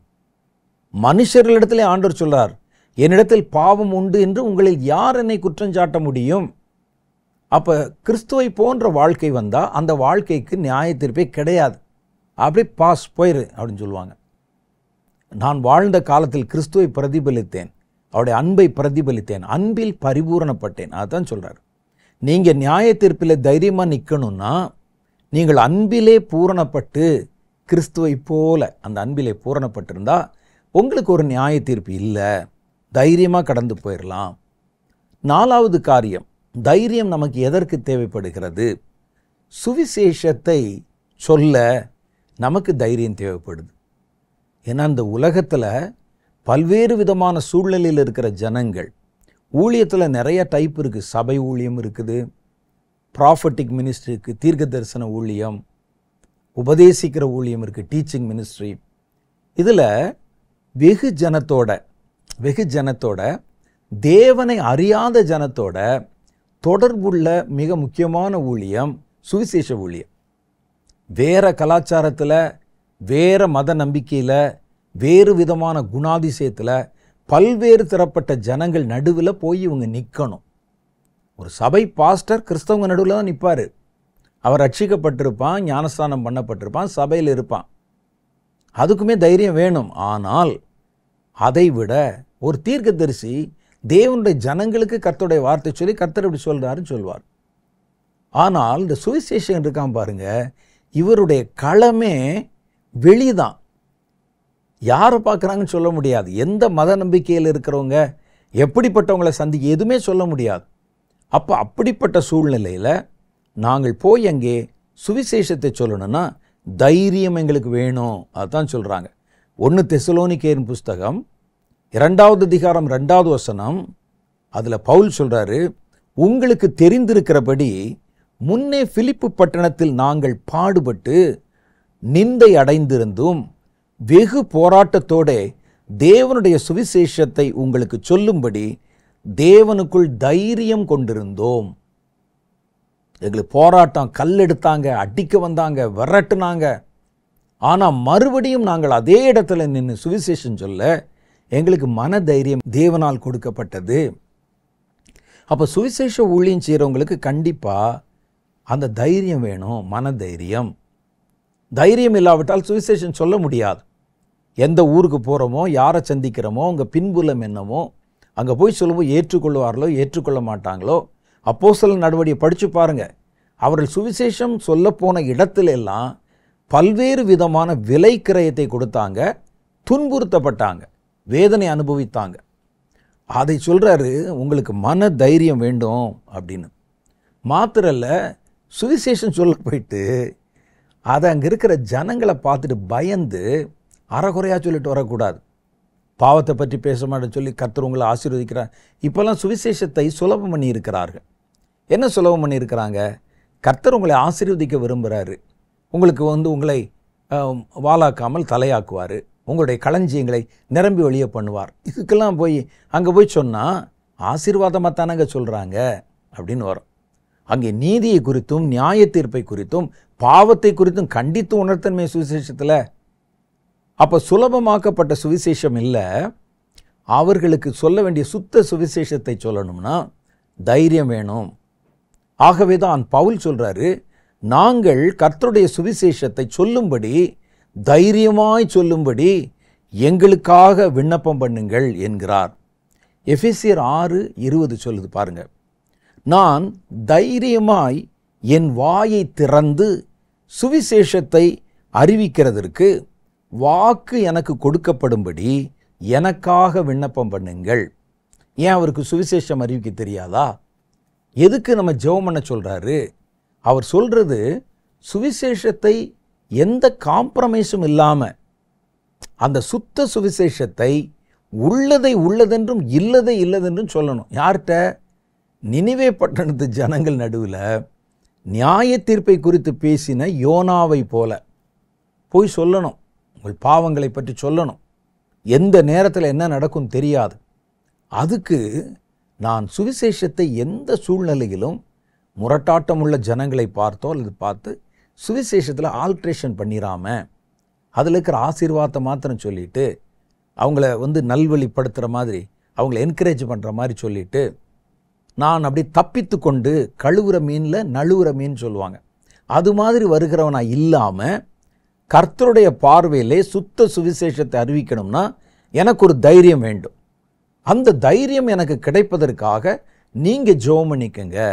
ஏன்னா நான் பார்க்குற ஜனங்கள்லாம் குரூர புத்தி உள்ளவனும் வெறி உள்ளவனுமா இருக்கிறான், மத வைராக்கியம் உள்ளவனாக இருக்கிறான். ஒவ்வொருவரும் அங்கே வரும்பொழுது எங்களை கொலை செய்ய தேடுகிறார்கள், துரத்துறாங்க, அடிக்கிறாங்க, விரட்டுறாங்க. அப்போ எனக்கு நான் சுவிசேஷத்தில் எந்த காம்ப்ரமைஸும் பண்ணாமல் பேசணும். நான் தைரியமாக என் வாயை திறந்து சுவிசேஷத்தின் ரகசியத்தை அறிவிக்கிறதற்கு வாக்கு எனக்கு கொடுக்கப்படும்படி எனக்காக விண்ணப்பம் பண்ணுங்கள் என்றார். பார்த்தீங்களா? அப்போ இந்த சுவிசேஷத்தை அறிவிக்கும் தைரியம் ஒருவனுக்கு வரணும்னா அவர்கள் என்னென்ன செய்யணும் அப்படின்னு நம்ம பார்க்கணும். நான் சொல்கிறேன் பாருங்கள், சில காரியம் சொல்கிறேன், அதெல்லாம் ஒரு வேதத்தின் ஒரு பகுதியிலே சொல்லப்பட்டிருக்கு. நான் முதல்ல சம்மரி பண்ணி சொல்லிடுறேன். அவர்களுக்கு என்ன வேணும்? சுவிசேஷத்தை கர்த்தர் விரும்புகிற மாதிரி சுத்த சுவிசேஷத்தை தைரியமாய் சொல்லணும் அப்படின்னா அவனுக்கு என்னென்ன வேணும்? 1, அவர்கள் மனதில் வஞ்சகமும் துர் ஆசையும் இருக்கக்கூடாது. நமக்கு இந்த உலகத்தில் இருக்கக்கூடிய தற்பொழிவு, பண ஆசை, துராசை, இதெல்லாம் எதுவுமே இல்லாதவனாக இருக்கணும். அப்போ தான் தைரியமாக சுவிசேஷம் சொல்ல முடியும். 2வது, உங்கள் சுவிசேஷம் கலப்படம் இல்லாததாக இருக்க வேண்டும். சுவிசேஷத்தில் கலப்படமே இருக்கக்கூடாது. அப்போ தான் உங்களுக்கு தைரியம் வரும். கலப்படம் இல்லாமல் எது உண்மையோ அதை சொல்லணும். பாவம் செஞ்சால் நீ தண்டிக்கப்படுவாய், இயேசுவை ஏற்றுக்கொண்டால் நீ பரலோக ராஜ்யத்தை சேருவாய் சொல்லணும். அப்போ அவன் என்ன கேட்பான்? அப்போ நாங்கள் வணங்குற தேவன்லாம் யார்? எங்களுடைய மத நம்பிக்கை என்ன? நீ இயேசு மாத்திரம்தான் தருவார்னு எப்படி சொல்லலாம்? இயேசுவும் தருவாரா, இயேசு தான் தருவாரான்னு கேட்பான். என்ன சொல்லுவீங்க நீங்கள்? இல்லைங்க, ஆறுகள் பல இடங்களில் ஓடினாலும் கடைசியில் கடலில் தானே கலக்குதுன்னு கதையெல்லாம் பேசக்கூடாது. இயேசு சொன்னார் கட் அண்ட் ரைட்டாக, நானே வழி, நானே சத்தியம், நானே ஜீவன், இதுதான் வழி அப்படின்னு அடித்து சொன்ன உடனே உங்களை அடிச்சிருவான். அப்போ நமக்கு அதில் கலப்படம் இல்லாத சுவிசேஷத்தை சொல்லணும். 3வது காரியம், அவர்கள் இத்தனை தைரியமாய் சுவிசேஷம் அறிவித்ததற்கு காரணம் அவர்கள் தேவனை பிரியப்படுத்துவதற்காகவே ஊழியம் செஞ்சாங்க. ஒரு மனுஷனையோ தன்னை சுவிசேஷம் அறிவிக்கிறதுக்கு அனுப்பின ஒரு ஸ்தாபனத்தையோ ஒரு சபையையோ அவர்களை ஸ்பான்சர் பண்ணுகிற ஸ்பான்சர்ஸையோ பிரியப்படுத்துறதுக்கு இல்லை. அவங்க போனதெல்லாம், சுவிசேஷம் அறிவிக்க போனதெல்லாம் தேவனை பிரியப்படுத்த. இன்னைக்கு பல நிறுவனங்கள் இருக்குது, சுவிசேஷம் அறிவிங்கள்னு சொல்லி அவர்களை சிலரை அனுப்பி இவங்க ஸ்பான்சர் பண்ணுவாங்க. அவங்க அங்கேருந்து என்ன கேட்பாங்கன்னா, எங்கெங்கெல்லாம் சொன்னீங்கன்னா எங்களுக்கு மந்த்லி ரிப்போர்ட் தரணும்னு சொல்லுவாங்க. இந்த மந்த்லி ரிப்போர்ட் தர்றதுக்காக என்ன செய்வாங்க, இவர்களை பிரியப்படுத்துவதற்காக ஒரு சில காரியங்களை எல்லாம் எழுதி அங்கேருந்து அனுப்புவாங்க. ஆனால் வேதம் சொல்லுது, உங்களை நடத்துகிறவர்களுக்காகவும் இல்லை, உங்களை ஸ்பான்சர் பண்ணுறவங்களுக்காகவும் இல்லை, உங்களை அனுப்பின ஸ்தாபனத்துக்காகவும் அல்ல, தேவனை பிரியப்படுத்துறதுக்கே ஊழியம் செஞ்சீங்கன்னா நீங்கள் தைரியமாக நீங்கள் சுவிசேஷம் அறிவிக்க முடியும். 4வது காரியம் சொல்லுது, இச்சகமான வசனங்களை பேசுகிறவன், ஜனங்களை ஆசையை தூண்டிவிட பேசுகிறவன். இயேசுவை மாத்திரம் ஏற்றுக்கொண்டால் உங்களுக்கு வீட்டில் அள்ள குறையாது. இப்படி தான் பாருங்கள், சாரி பாத்துன்னு ஒரு அம்மா கதை சொல்கிறது. இயேசுவை மாத்திரம் ஏற்றுக்கொண்டால் போதும், நீங்கள் அப்படியே நீங்கள் காணிக்கை மாத்திரம் கொடுத்து சபையில் வந்துட்டால் போதும், உங்கள் வாழ்க்கையே மாறிடும், நீங்கள் நல்லா மகிழ்ச்சியாக சந்தோஷமாக இருப்பீங்க. பாவத்தெல்லாம் இருக்கட்டுங்க, பரவாயில்ல வாங்க. ஒரு சபை போதகர் ஏதோ வேறு நாட்டில் இருப்பார் போல் இருக்குது, அவருடைய யூடியூபை ஒருவர் எனக்கு அனுப்பியிருந்தார். அதில் சொல்கிறாரு, நீங்கள் என்ன பாவம் செஞ்சாலும் பரவாயில்ல, நல்லா குடிக்கிறியா, குடிச்சிட்டு சர்ச்சுக்கு வாயா, அபின் யூஸ் பண்ணுறியா, கஞ்சா புகை விடுறியா, ஒன்று பண்ணுக்கங்க, வீட்டில் போய் பண்ணிக்கங்க, அல்லது குடிச்சிருக்காங்க பரவாயில்ல, அதுக்காக சர்ச்சுக்கு வரதை விட்டுறாதவா. வேறு என்ன பாவத்தில் இருக்கீங்களா? ஓரண சேர்க்கை, ஏன்னா அந்த நாட்டில் அது ரொம்ப பிரபலம், ஓரண சேர்க்கை பாவத்தில் இருக்கீங்க, பரவாயில்ல வாங்க, ஆராதனை முடிச்சுட்டு போய் அப்புறம் நீங்கள் என்ன வேணால் பண்ணுங்க. அப்போ எதுக்கு இந்த ஆராதனை? அவர்களை வைத்து நீங்கள் என்ன செய்ய போகிறீர்கள்? எதற்கு அழைக்கிறீர்கள்? நீங்கள் அவங்கள பாவிகளை ரட்சிக்கப்படத்தான் அழைக்கணும் ஒழிய ஆராதனையில் உட்காந்துட்டு காணிக்கை போட்டு போங்கிறக்கா நம்ம அழைக்கிறோம்? பாவிகளை அழைக்க வந்தேன், கர்த்தர் சொன்னது உண்மைதான். எதுக்கு அழைக்க வந்தார்? அவர்களை மனம் திரும்புவதற்கும் சுத்திகரிப்பதற்கும் ரட்சிப்பதற்கும், பாவிகளை ரட்சிக்கத்தான் கர்த்தர் அழைத்தார். அப்போ நம்ம என்ன சொல்கிறோம், இவர்களை இச்சகமான வசனங்களை அவங்களுக்கு போதிக்கலை, ஆசை தூண்டுற மாதிரி. இயேசுவை மாத்திரம் ஏற்றுக்கொண்டால் அவ்வளோதான், உங்கள் வாழ்க்கையில் தோல்வியே இருக்காது. யார் சொன்னா? சமமாய் சொல்லிக் கொடுங்கள் அவர்களுக்கு. உலகத்தில் உங்களுக்கு உபத்திரம் உண்டு, இயேசு அங்கே தான் நிற்கிறாரு. நம்ம மாதிரி சப்பக்கட்டு கட்டலை. ஒருவனை எப்படியாவது உள்ளே கொண்டாந்து ஞானஸ்நானம் கொடுத்து அவனை கிறிஸ்தவனாக மாற்றி இல்லை, அது எதுக்கு நமக்கு தேவையில்லை. ஜெனுவினாக பேசுங்க. அப்போ சுவிசேஷம் அறிவிக்கிறேன் பேர் வழி என்று நம்ம இச்சையை தூண்டுற மாதிரி, இச்சைன்னா ஆசைகளை உண்டாக்குற மாதிரி, உங்கள் வாழ்க்கையை செழிப்பாக மாறிடும். பாருங்கள், அந்த ஊரில் அப்படி தான் ஒருத்தர் தசமபாகம் கொடுத்தாரு, பெரிய கம்பெனி ஆயிடுச்சு ஒரு கம்பெனி, அந்த பக்கம் இது அந்த பக்கம் இது. எப்படி இல்லை, நீங்கள் சமமாய் பேசுங்கள். வேதத்தில் சொல்லுது, உலகத்தில் உங்களுக்கு உபத்திரம் உண்டு. நீங்கள் ஒருத்தனை ஆசை காட்டி உள்ளே வந்துட்டு நாளைக்கு உபத்திரம் வருவதை பார்த்து என்னடா அப்படி இருக்குன்னு பயந்துட்டோம் பின்வாங்கி போயிட மாட்டானா? சொல்லி கூப்பிடுங்க. இயேசு அழைக்கும் போது அப்படித்தான் அழைத்து, உலகத்தில் உங்களுக்கு உபத்திரம் உண்டு, நான் உலகத்தை ஜெயித்தேன், ஆகவே திடன் கொள்ளுங்கள், அதை எதிர்கொள்ளுங்கள் என்று தான் கர்த்தர் நமக்கு கற்றுக் கொடுத்தார். அப்போ நம்ம இச்சகமான வசனங்களை போதிக்கவில்லை, பொருளாசைக்காக மாயம் பண்ணவும் இல்லை. அதுதான் அந்த தைரியத்துக்கு காரணம். இவனை பகைச்சிக்கிட்டோம்னா நமக்கு பணம் வராது, இவர்களுக்கு ஏற்ற மாதிரி சொல்லலைன்னா நாளைக்கு நீங்கள் கூப்பிட மாட்டான், என்னுடைய ஊழியம் குறைந்து விடும், காணிக்கை கொடுக்க மாட்டாங்க அப்படின்னு இந்த பொருள் ஆசையை மையப்படுத்துகிறவர்கள் தான் நெளிந்து வளைந்து பேசுவாங்க. இவர்களுக்கு அந்த நாட்டமே கிடையாது. ஆகவே அவர்கள் தைரியமாக பேசினாங்க, நான் கர்த்தருக்கு சாட்சி கொடுக்கிறேன், நீ ஏற்றுக்கொண்டாலும் எங்களை எதிர்த்தாலும் சரி. அதனால் பாருங்கள், பொருளாசைக்கு அவர்கள் மாயம் பண்ணவும் இல்லை, மனுஷருடைய கனத்தையும் மகிமையையும் எதிர்பார்க்கவில்லை. இந்த மனிதர்கள் எங்களை ஏற்றுக்கொள்ளணும், எங்களை அந்த ஊரில் ஒரு அங்கீகரித்து கொள்ளணும், நாங்கள் தைரியமாக அந்த ஊருக்கு வரவும் போகவுமா இருக்கணும், அதனால் அவங்களுக்கு ஏற்ற மாதிரி அவங்கள சந்தோஷப்படுத்துகிற மாதிரி சுவிசேஷத்தை நாங்கள் வேறு விதமாய் போதிக்கிறோம். அப்படி போதிக்கலை. அவர்கள் மனுஷருடைய கனத்தையும் மனுஷருடைய மகிமையும் எதிர்பார்க்கவில்லை. அதுதான் அவர்களுடைய தைரியத்துக்கு காரணம். அடுத்து 7வது காரியம் சொல்லுது, ஆத்துமாக்கள் மேல் அவர்கள் வாஞ்சையாக இருந்தாங்க. அவருடைய ஆத்துமாக்களுடைய பொருள் மேலேயோ தற்பொழிவின் மேலே அல்ல, அந்த ஆத்துமாக்களுடைய விடுதலையின் மேலே வாஞ்சி உள்ளவர்களாக இருந்தார்கள், அக்கறை உள்ளவர்களாக இருந்தாங்க. அதனால தான் சுவிசேஷத்தில் எதையும் கலக்க விரும்பலை, சுத்த சுவிசேஷத்தை தைரியமாய் பிரசங்கம் பண்ணாங்க. 8வதாக தங்கள் உயிரை கொடுக்கவும் துணிந்திருந்தார்கள். இவ்வளவு செஞ்சதுனால தான் அவங்களுக்கு அந்த மன தைரியம் கிடைத்தது. இது எல்லாத்தையும் நான் சொன்ன அந்த 8 பாயிண்ட்டையும் அங்கே வேதத்தில் எப்படி சொல்லியிருக்காங்க பாருங்க.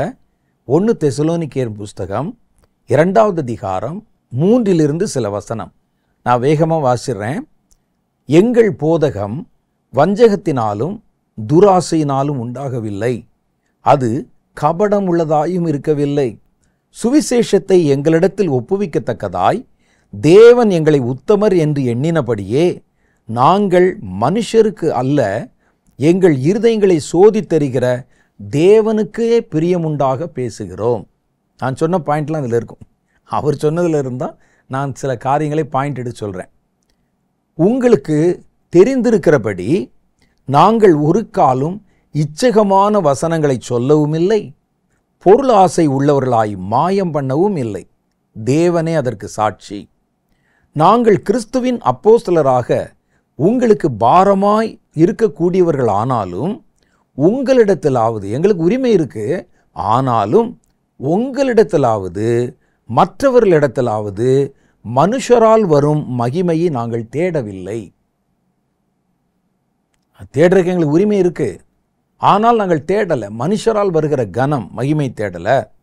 உங்களிடத்தில் நாங்கள் பட்சமாய் பிரியமாய் நடந்து கொண்டோம். பால் கொடுக்கிற தாயானவள் தன் பிள்ளைகளை காப்பாற்றுகிறது போல நாங்கள் உங்கள் மேல் வாஞ்சியாயிருந்து தேவனுடைய சுவிசேஷத்தை உங்களுக்கு கொடுத்ததும் அல்லாமல் நீங்கள் எங்களுக்கு பிரியமானவர்கள் ஆனபடினாலே எங்கள் ஜீவனையும் உங்களுக்கு கொடுக்க மனதாயிருந்தோம். இதுதான் அந்த தைரியத்துக்கு காரணம். அப்போ சுவிசேஷத்தில் நீங்கள் நேர்மையும், சுவிசேஷத்தில் உண்மையும், சுவிசேஷத்தில் பாரமும், சுவிசேஷத்தில் அக்கறையும் உள்ளவர்களாக இருந்தால் சுவிசேஷத்தை குறித்த மனதைரியம் ஆட்டோமேட்டிக்காக உங்களுக்கு வந்துடும். அடுத்து 5வது காரியம் வேகமாக நம்ம பார்த்துடலாம். மரணத்தை சந்திக்க நமக்கு தைரியம் வர வேண்டும். எவ்வளோதான் ஒரு ஆள் இருந்தாலும், எவ்வளோ தத்துவம் பேசினாலும், இந்த மரண படுக்கையில் இருக்கும்போது நான் உயிர் பொழைச்சிருவேனா டாக்டர்னு கேட்பாங்க. இன்னும் கொஞ்சம் வாழ ஆசை. உலகத்தில் எவ்வளோ பிரச்சனை இருக்கும், உடம்புல அவ்வளோ வியாதி இருக்கும், ஆனால் சாக யாரும் விரும்புவதில்லை. பயம். மரணத்தை எதிர்கொள்வதற்கு தைரியம் வேணும். நீங்கள் பயந்தாலும் தைரியம் இல்லாமல் இருந்தாலும் மரணம் விட போகிறதில்லை. ஆனால் உடம்பு முழுசும் ரணகளமாக்கி இனி அவன் தப்பிச்சு வந்தால் கூட உலகத்தில் வாழ முடியாது. அந்த மாதிரி இருக்கிற சூழ்நிலையில் கூட என்னை எப்படியாவது காப்பாற்றிருங்கன்னு சொல்கிறவங்கள தான் நம்ம பார்க்குறோம். ஆனால் வேதம் சொல்லுது, மரணத்தை எதிர்கொள்ளுகிறதுல பயம் இல்லாமல் தைரியமாக இருக்க கர்த்தருடைய பிள்ளைகளுக்கு தான் ஆகும்.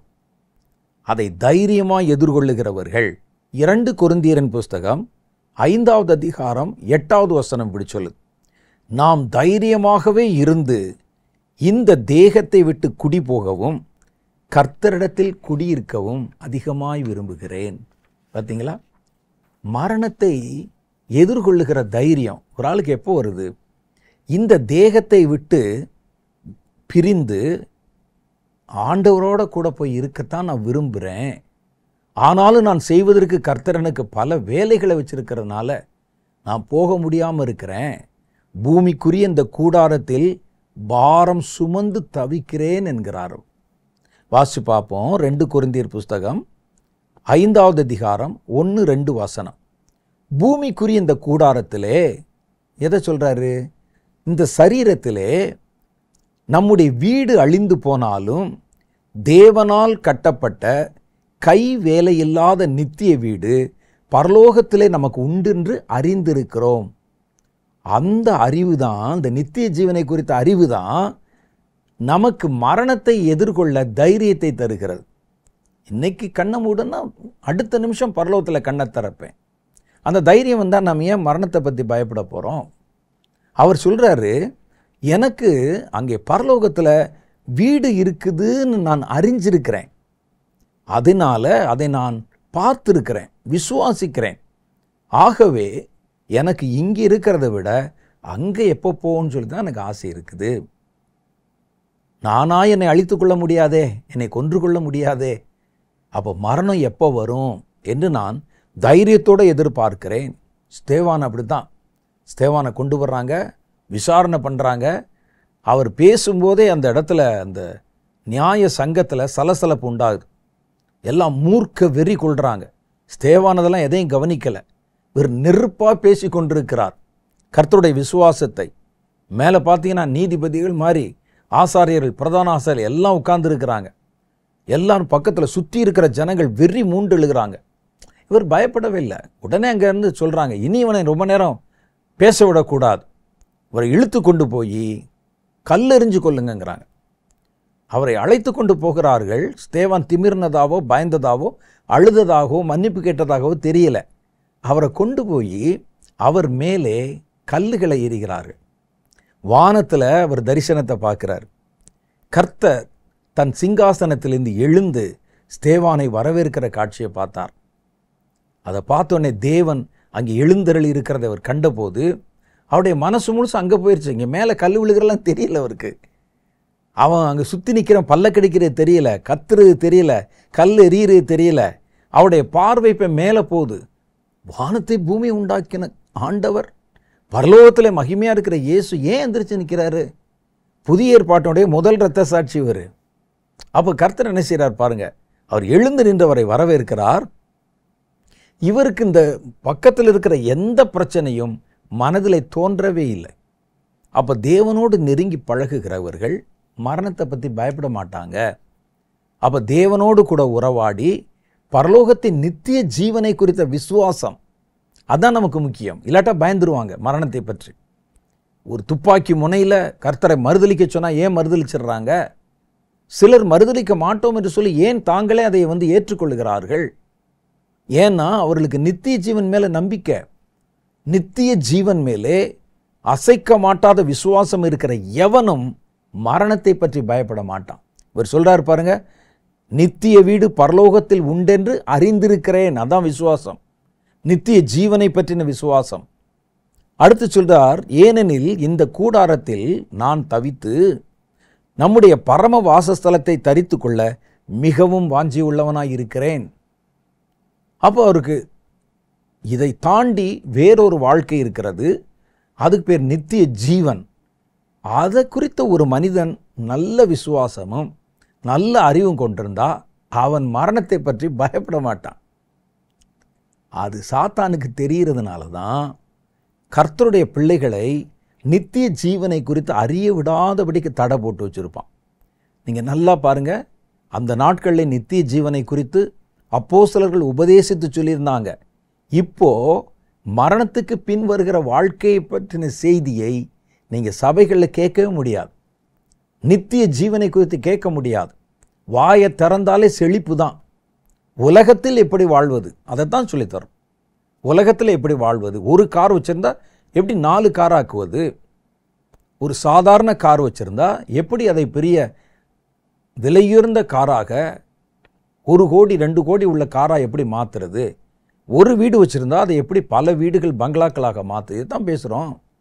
இந்த கூடாரத்தை பற்றி தானே பேசுகிறோம், உலகத்தில் இருக்கிற இந்த கூடாரத்தை பற்றி. அப்போ இவனுக்கு எல்லாம் சேர்த்து வச்சவனுக்கு மரணம் சொன்னால், ஐயோ இவ்வளோத்தையும் விட்டுட்டு போகணுமா, இந்த காரை விட்டுட்டு போகணுமா, இந்த பங்களாவை விட்டுட்டு போகணுமா, இத்தனை வீடுகளை விட்டு போகணும், பயம் வரும்.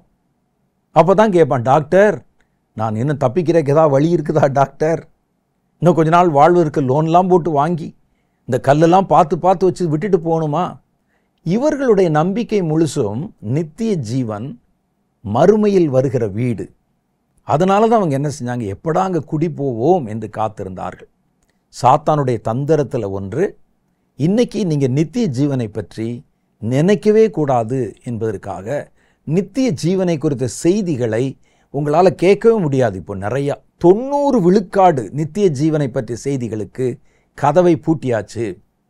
மரித்தவன் என்னாகிறான், மரணத்துக்கு பிறகு வருகிற வாழ்க்கை குறித்து வேதம் என்ன சொல்லுகிறது, அந்த வாழ்க்கையை பெறுவதற்கு நம்ம என்ன செய்யணும், இயேசு கிறிஸ்துவிடத்தில் இருக்கிற அவரை நம்ம பின்பற்றுவதற்கு மூல காரணமே அவர் நித்திய ஜீவன் அவரிடத்தில் உண்டு என்று. அதுக்கு தான் பின்பற்றுகிறோம். ஆனால் நம்ம என்ன சொல்லி கொடுக்குறோம், இயேசுவை பின்பற்றினா உங்களுக்கு பணம் வரும், ஐஸ்வர்யம் வரும், அதுக்காக தானே பின்பற்ற சொல்கிறோம். ஆனால் இயேசு, அதுதான் நம்ம அடிக்கடி சொல்கிறது, நீங்கள் கொஞ்சம் கடினமாய் உழைத்தால் பணக்காரர் ஆகி விடலாம், திருடினா கூட பணக்காரன் ஆயிடலாம், கொள்ளையடிச்சா பணக்காரன் ஆயிடலாம், லஞ்சம் வாங்கினா கூட பணக்காரன் ஆயிடலாம். ஆனால் நித்திய ஜீவனை மாத்திரம் இயேசு தராமல் யாரும் வாங்க முடியாது. அப்போ அந்த நித்திய ஜீவனுக்காக தான் இயேசுவை பின்பற்றணும். நம்ம பணத்துக்காக பின்பற்ற சொல்லி கொடுத்தா அந்த உபதேசத்தை நம்ம என்னவென்று சொல்வது? இயேசுனுடைய உபதேசத்தை கேட்டு எல்லாரும் அவரை விட்டு பிரிந்து போய்விட்டார்கள். 12 சீஷர்கள் மாத்திரம் கையை கட்டி நிற்கிறாங்க. ஆண்டவர் கேட்குறாரு, எல்லாரும் போயிட்டாங்களேப்பா, நீங்களும் போக மனதாக இருக்கிறீர்களோ என்று கேட்டார். அப்போ அவங்க சொன்னாங்க, யாரிடத்துல நாங்கள் போவோம் ஆண்டவரே, ஜீவனுள்ள வார்த்தைகள் உம்மிடத்தில் அல்லவா இருக்கிறது என்றார்கள். அப்போ இயேசுவை நீங்கள் பின்பற்றணும்னா நித்திய ஜீவனுக்கு பின்பற்றணும். நித்திய ஜீவனை குறித்து நீங்கள் அறிந்திருக்கணும். அப்போது மரணத்தை எதிர்கொள்ளுகிற தைரியம் மாத்திரம் இல்லை, மரணத்தை வாஞ்சித்து நம்ம நித்திய ஜீவனை சுதந்திரிக்கிற ஆசையும் நமக்குள்ளே உண்டாகும். அதைத்தான் இங்கே சொல்கிறாங்க. கிறிஸ்துவுக்குள் தைரியம் நமக்கு ஆவியினால் உண்டாகிறது. கர்த்தருடைய பரிசுத்த ஆவி நம்ம மேலே வரும் பொழுது மன தைரியம், ஆவியிலே நமக்கு தைரியம் உண்டாகிறது. அப்போஸ்தலர் 4வது அதிகாரம் 31வது வசனம் சொல்லுகிறது, அவர்கள் ஜெபம் பண்ணின போது அவர்கள் கூடியிருந்த இடம் அசைந்தது, அவர்கள் எல்லோரும் பரிசுத்த ஆவியினாலே நிரப்பப்பட்டு தேவ வசனத்தை தைரியமாய் சொன்னார்கள். பேதுரு கூட அப்படித்தான் பாருங்க, ஒரு வேலைக்கார பெண்ணிடத்தில் இயேசுவை அறிக்கை செய்ய முடியாதவர், அந்த ஆவியானவர் இறங்கின உடனே அவர் அத்தனை பேர் நடுவிலும் எழுந்து நின்று பேசினார். அந்த தைரியத்தை தருவது பரிசுத்த ஆவி. ஆவியிலே நிறைந்திருங்கள், தைரியத்திலே பலப்படுங்கள். தைரியம், ஆவிக்குரிய தைரியம் இல்லாவிட்டால் மிகுந்த பலன்களை, ஆவிக்குரிய பலன்களை, நன்மைகளை பெற முடியாது. ஆகவேதான் வேதம் சொல்லுகிறது, மிகுந்த பலனுக்கு ஏதுவான உங்கள் தைரியத்தை விட்டுவிடாதிருங்கள் என்கிறார். கர்த்தர் தாமே அந்த தைரியத்தில் நீங்கள் நிலைக்கவும், நீங்கள் கர்த்தரிடத்திலிருந்து பெற்றுக்கொண்ட விசுவாசத்தை காத்து கொள்ளவும் உங்களுக்கு உதவி செய்வாராக. கண்களை மூடி நம்ம ஒரு சின்ன ஜெபம் பண்ணலாம். அன்பும் இரக்கமும் நிறைந்த எங்கள் பரலோக பிதாவே, இந்த வார்த்தைகளை கேட்ட ஒவ்வொருவரையும் நீர் பேர் பேராய் ஆசீர்வதியும். தேவனே, நாங்கள் மிகுந்த மன தைரியத்தோடு கர்த்தருக்கென்று சாட்சியாக ஜீவிக்க எங்களுக்கு உதவி செய்தருளும். முதல் நூற்றாண்டு கிறிஸ்தவர்களோடு ஒப்பிட்டு பார்த்தால் நாங்கள் எவ்வளவோ தூரம் பின்னால் வந்திருக்கிறோம் ஆண்டவரே. அந்த நாட்களில் அவர்கள் சாக துணிந்தார்கள். கர்த்தருடைய நாமத்தின் மகிமைக்கென்று இரத்தம் சிந்தவும் அடிபடவும் தங்களை ஒப்பு கொடுத்தார்கள். இன்றைக்கு அந்த தியாகமெல்லாம் ஆண்டவரே வெறும் வார்த்தைகளாக, கனவுகளாக மாறி போய்விட்டது. இன்றைக்கு நாங்கள் நித்திய ஜீவனை வாஞ்சித்து அல்ல ஆண்டவரே, தைரியமுள்ள ஒரு தேவ ஜனமாக அல்ல, பணிந்து போகிறவர்களாக, இணங்கி போகிறவர்களாக, அதிகாரங்களுடைய மிரட்டலுக்கு பயந்து போகிறவர்களாக இன்னைக்கு நாங்கள் மாறி இருக்கிறோமே ஆண்டவரே. எங்களுக்குள்ளே அந்த மிகுந்த தைரியத்தை பரிசுத்த ஆவினாலே நீர் தருவீர் என்று வேதம் சொல்லுகிறதே, அந்த தைரியத்தின் ஆவி எங்கள் ஒவ்வொருவர் மேலும் இறங்குவதாக. நாங்கள் ஆவிக்குரிய வாழ்க்கையிலே பெறப்போகிற மிகுந்த பலன்களை சுதந்திரிக்க ஆண்டவரே அந்த தைரியம் எங்களுக்கு உதவி செய்யும் என்று நாங்கள் இப்பொழுதும் இடத்தில் அந்த தைரியத்துக்காக மன்றாடுகிறோம். பரிசுத்த ஆவியானவர் இந்த வார்த்தைகளை கேட்கிற ஒவ்வொருவர் மேலும் பலமாய் இறங்கும் ஆண்டவரே. அவர்களை பயமுறுத்துகிறது எதுவாயிருந்தாலும், அவர்களை அச்சுறுத்துகிறது எதுவாயிருந்தாலும் அவைகள் மேல் ஒரு ஜெயத்தை கொண்டு வரும்படி உம்முடைய ஆவியினால் உண்டாகும் தைரியம் இப்பொழுது உம்முடைய பிள்ளைகள் மேல் இறங்குவதாக. மரணத்தை குறித்த பயம் விலகுவதாக. ஆண்டவரே, உலகத்தில் அவர்களுக்கு எதிராக வருகிற மிரட்டல்களை குறித்த பயம் விலகுவதாக. கர்த்தாவை எல்லாவற்றையும் எதிர்கொள்ளத்தக்கதாக தானியேல் சிங்கத்தை கூட எதிர்த்து நிற்க மன தைரியம் உள்ளவராக வெளிப்பட்டதைப் போல அந்த தைரியத்தை தரும் ஆவியானவர் இந்த வார்த்தைகளை கேட்கிற ஒவ்வொருவர் மேலும் அசைவாடவும், நிரப்பவும், இறங்கவும், தைரியத்திலே அவர்களை முடிசூட்ட வேண்டும் என்று நான் மனப்பூர்வமாய் விரும்பி ஜெபிக்கிறேன். தேவனுடைய கரம் கூட இருந்து உம்முடைய பிள்ளைகளோட பேசி இன்னும் அவர்களுக்கு வேண்டிய பூரண தைரியத்தை தந்தருளும். நாங்கள் கர்த்தருடைய வசனத்துக்கும் வார்த்தைக்கும் சாட்சி உள்ளவர்களாக ஜீவிக்க கர்த்தர் எங்களுக்கு இரக்கம் செய்தருளும். தேவனே, உம்முடைய பரிசுத்த கரத்திலே இந்த வார்த்தைகளை கேட்ட ஒவ்வொருவரையும் நான் ஒப்பு கொடுத்து ஜெபிக்கிறேன். இந்த வாரத்தையும் நீர் அவர்களுக்கு ஆசீர்வாதமாக மாற்றித்தாரும். உம்முடைய பிள்ளைகளுடைய போக்கிலும் வரத்திலும் தேவனுடைய பிரசன்னம் கூட இருக்கட்டும். கர்த்தர் எங்களோட கூட இருக்கிறார் என்கிற மன தைரியம் அவர்களை எல்லா பாதைகளிலும் தைரியமாக நடக்க அவர்களுக்கு உதவி செய்யட்டும். ஆண்டவராகிய தேவன் அவருடைய தேவைகளை சந்தியும். இந்த வாரத்தை நன்மையினாலே முடிசூட்டியறலும். நீர் அவர்களோடு இருக்கிறதையும் இடைப்படுகிறதையும் ஒவ்வொரு வினாடியிலும் மெய்ப்பித்து காண்பித்தரலும். சகல பொறுப்புகளை ஏற்று உடைய பிள்ளைகளை ஆசீர்வதியும். இயேசுவின் மூலம் எங்கள் ஜெபங்களை அங்கீகரியும் எங்கள் பிதாவே, ஆமென். கர்த்தர் நம்மோடு இடைப்பட்டு பேசினார். ஆவிக்குரியவர்கள் தைரியமாக இருக்கணும். தைரியத்தினால் சுதந்திரிக்கத்தான் ஆவிக்குரிய பலன்கள் நமக்கு வாக்கு பண்ணப்பட்டிருக்கிறது. அதை தைரியம் இல்லாமல் யாரும் சுதந்திரிக்க முடியாது.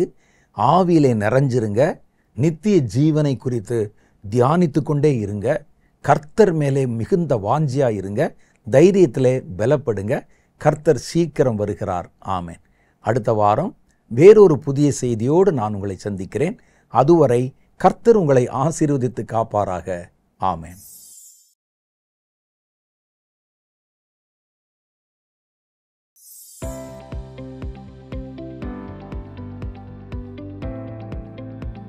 சகோதரர் வின்சென்ட் செலுப்மார் அவர்களுடைய செய்திகளை தொடர்ந்து கேட்கவும் பார்க்கவும் சகோதரர் வின்சென்ட் செலுப்மார் அவர்களின் யூடியூப் சேனலை சப்ஸ்கிரைப் செய்து கொண்டு பெல் ஐகானை கிளிக் செய்து கொள்ளுங்கள். வேதத்தின் காரியங்களை அறிந்து கொள்ளவும், கடைசி கால செய்திகளை பற்றி தெரிந்து கொள்ளவும் மற்றும் ஆவிக்குரிய வாழ்க்கையில் இன்னும் வளரவும் இந்த செய்திகள் உங்களுக்கு மிகவும் பிரயோஜனமாக இருக்கும். தொடர்ந்து இந்த யூடியூப் சேனலை பாருங்கள், மற்றவர்களுக்கும் தெரியப்படுத்துங்கள். கர்த்தர் உங்களை ஆசீர்வதிப்பாராக.